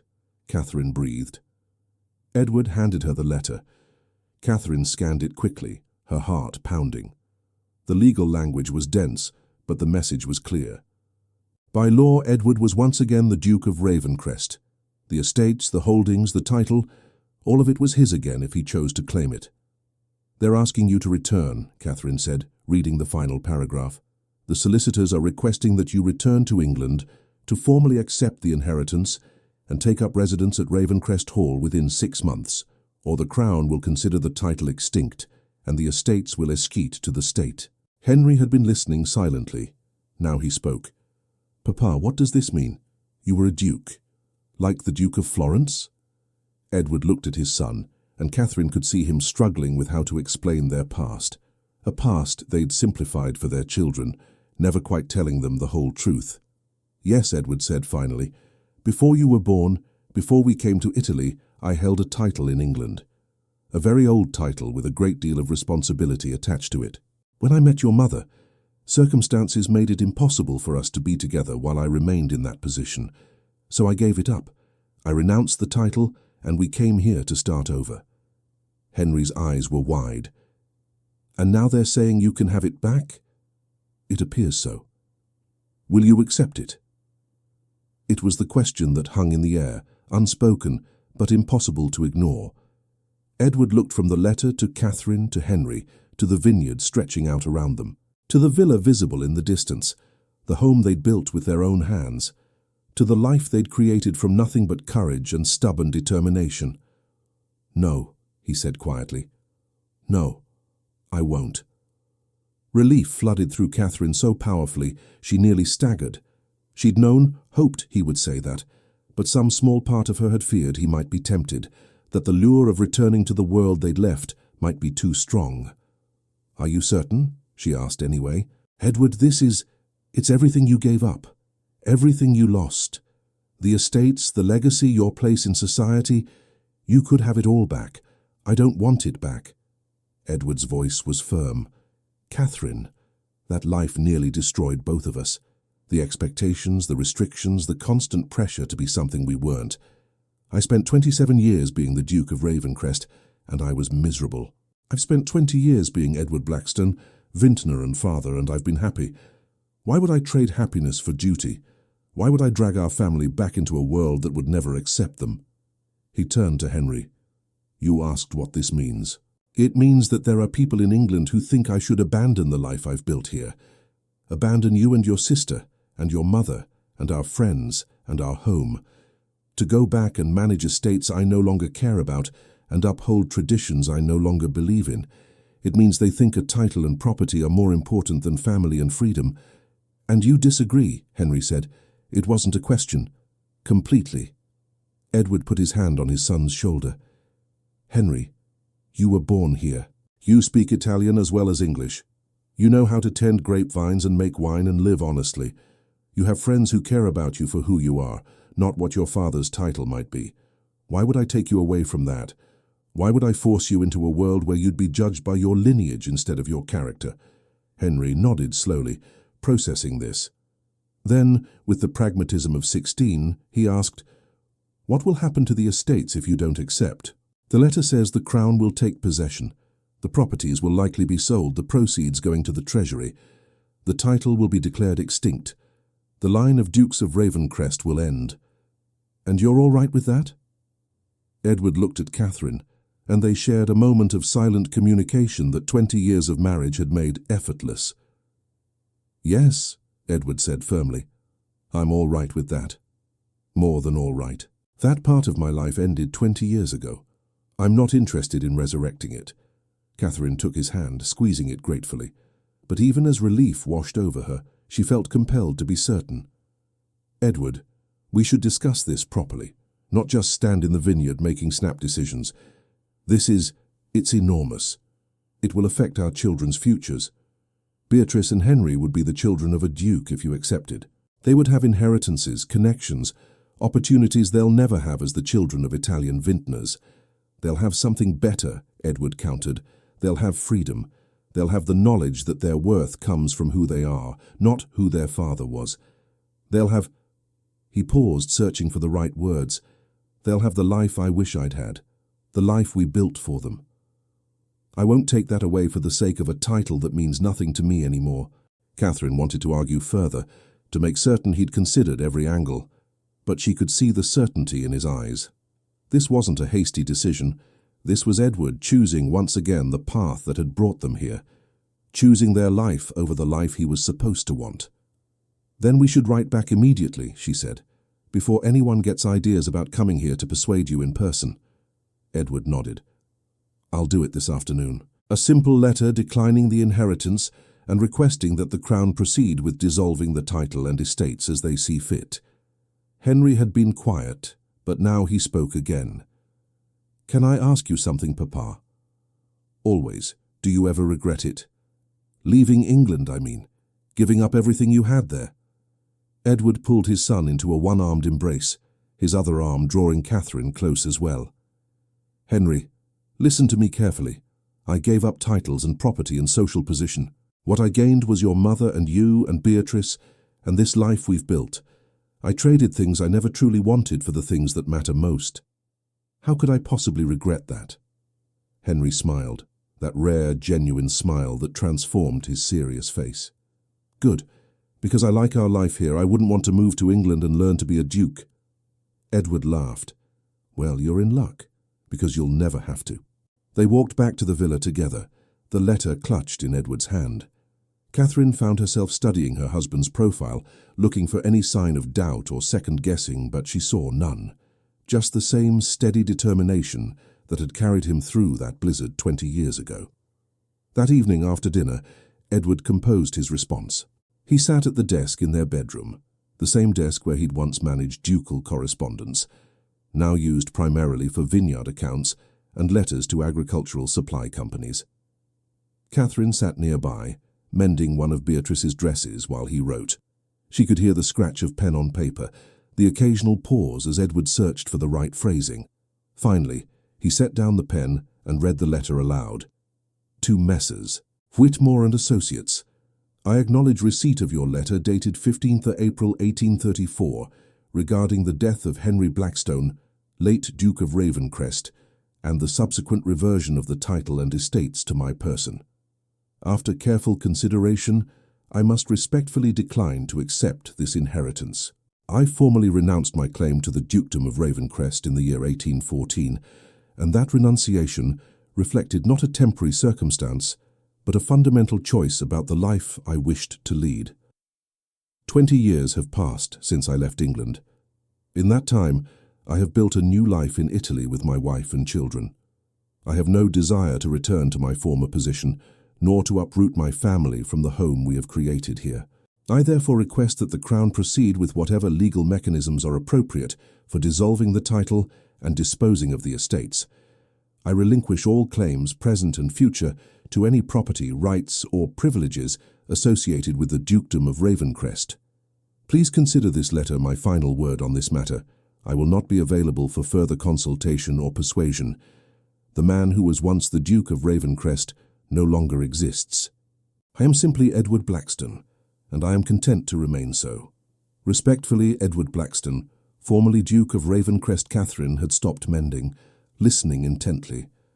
When Edward finished, she looked up at him with tears in her eyes. That's perfect, she said softly. Exactly right. Edward sealed the letter and set it aside to be posted in the morning. Then he crossed to where Catherine sat and knelt in front of her, taking her hands in his. "You know what day it is?" he asked. Catherine thought. "Tuesday. It's the anniversary. 20 years ago today I found you in the snow." Catherine's breath caught. She'd lost track of the exact date years ago, the details of their old life fading into distant memory. But Edward had remembered. 20 years, she repeated. "We've been here in Italy building this life for 20 years. "And I'd do it again," Edward said, echoing words he'd spoken countless times before. "Every single day, every single choice, I'd make them all again, even knowing what it would cost. Especially knowing what it would cost. Because I also know what I'd gain." Edward stood and pulled her to her feet, wrapping his arms around her. "Catherine, that letter. It's not just declining an inheritance. It's confirming the choice I made 20 years ago. The choice to put love before duty, family before tradition, happiness before honor. And I want you to know beyond any doubt that I have never, not for a single moment, regretted that choice." Catherine buried her face against his chest, overwhelmed by emotion. "I love you.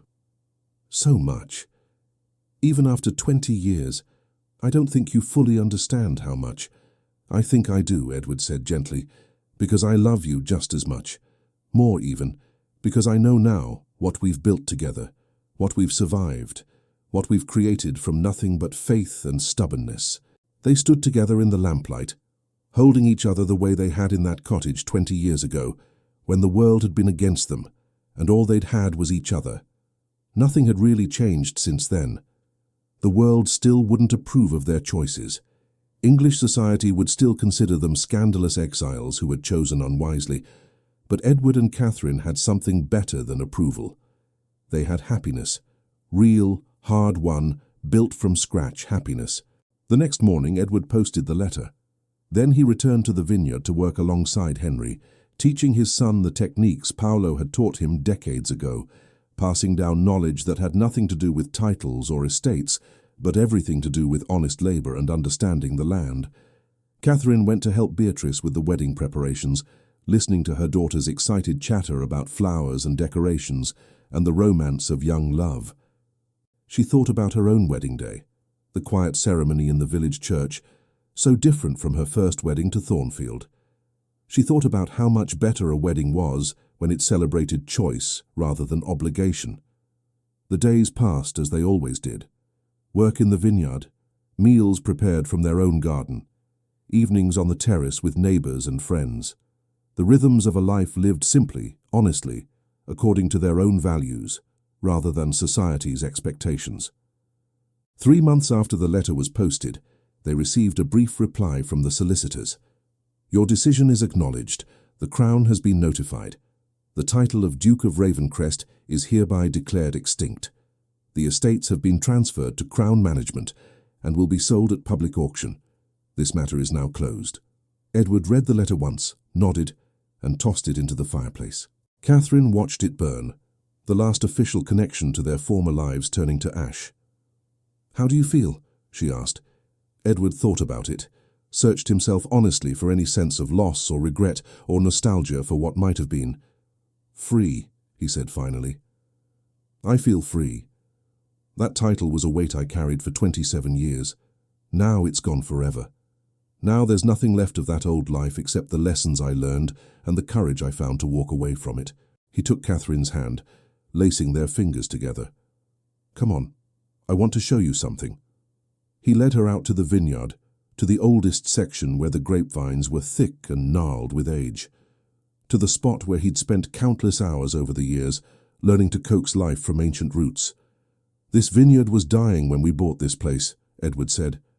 "Everyone told me it couldn't be saved, that I should tear it out and start over with new vines. But I couldn't do it. These vines had survived for generations. They deserved a chance to keep growing." He knelt and touched the base of one of the oldest plants, his fingers gentle against the twisted wood. It took years, patient work, learning what they needed, when they needed it. Some died anyway, I couldn't save all of them. But most survived, and now He gestured to the clusters of young grapes beginning to form. Now they produced some of the best fruit on the entire property. Not because they were perfect or young or easy, but because they were worth the effort. He stood and turned to Catherine. That's us. We're like these vines. We were transplanted from one world to another. People said we wouldn't survive, that we'd wither without the support systems we'd always known. But we put down new roots. We learned what we needed. And we not only survived, we thrived. We produced something beautiful. Catherine's vision blurred with tears. When did you become so poetic? When I started working with my hands instead of just my mind. When I learned that the most profound truths aren't found in books or titles, but in the soil and sun and honest labor. Edward pulled her close. Catherine, that letter declining the dukedom, it wasn't a sacrifice, it was a confirmation, an affirmation of everything we've built, everything we are. I know, Catherine whispered. I've always known. They stood among the grapevines as the sun began to set, painting the Tuscan hills in shades of amber and gold. In the distance, they could hear Beatrice and Henry returning from the village, their voices carrying on the evening air, laughing about something. Our children are happy, Catherine observed. They are, because they're free, because we gave them what we never had, the freedom to become whoever they want to be, without the weight of expectations or titles or duty crushing them. Do you think they'll stay here, in Italy, or will they eventually want to explore England, see where we came from? Edward considered. I think they'll make their own choices. Beatrice might travel. She has that adventurous spirit. Henry might prefer to stay and continue the vineyard, or he might surprise us and become a scholar. But whatever they choose, it will be their choice, not ours, not society's, theirs. That's all we ever wanted, Catherine said, the freedom to choose. And we have it. Every single day, we have it. The sun touched the horizon, flooding the world with golden light. The grapevines cast long shadows across the terraced hillside. The air smelled of earth and growing things and the promise of harvest. Edward looked at the villa they'd restored with their own hands.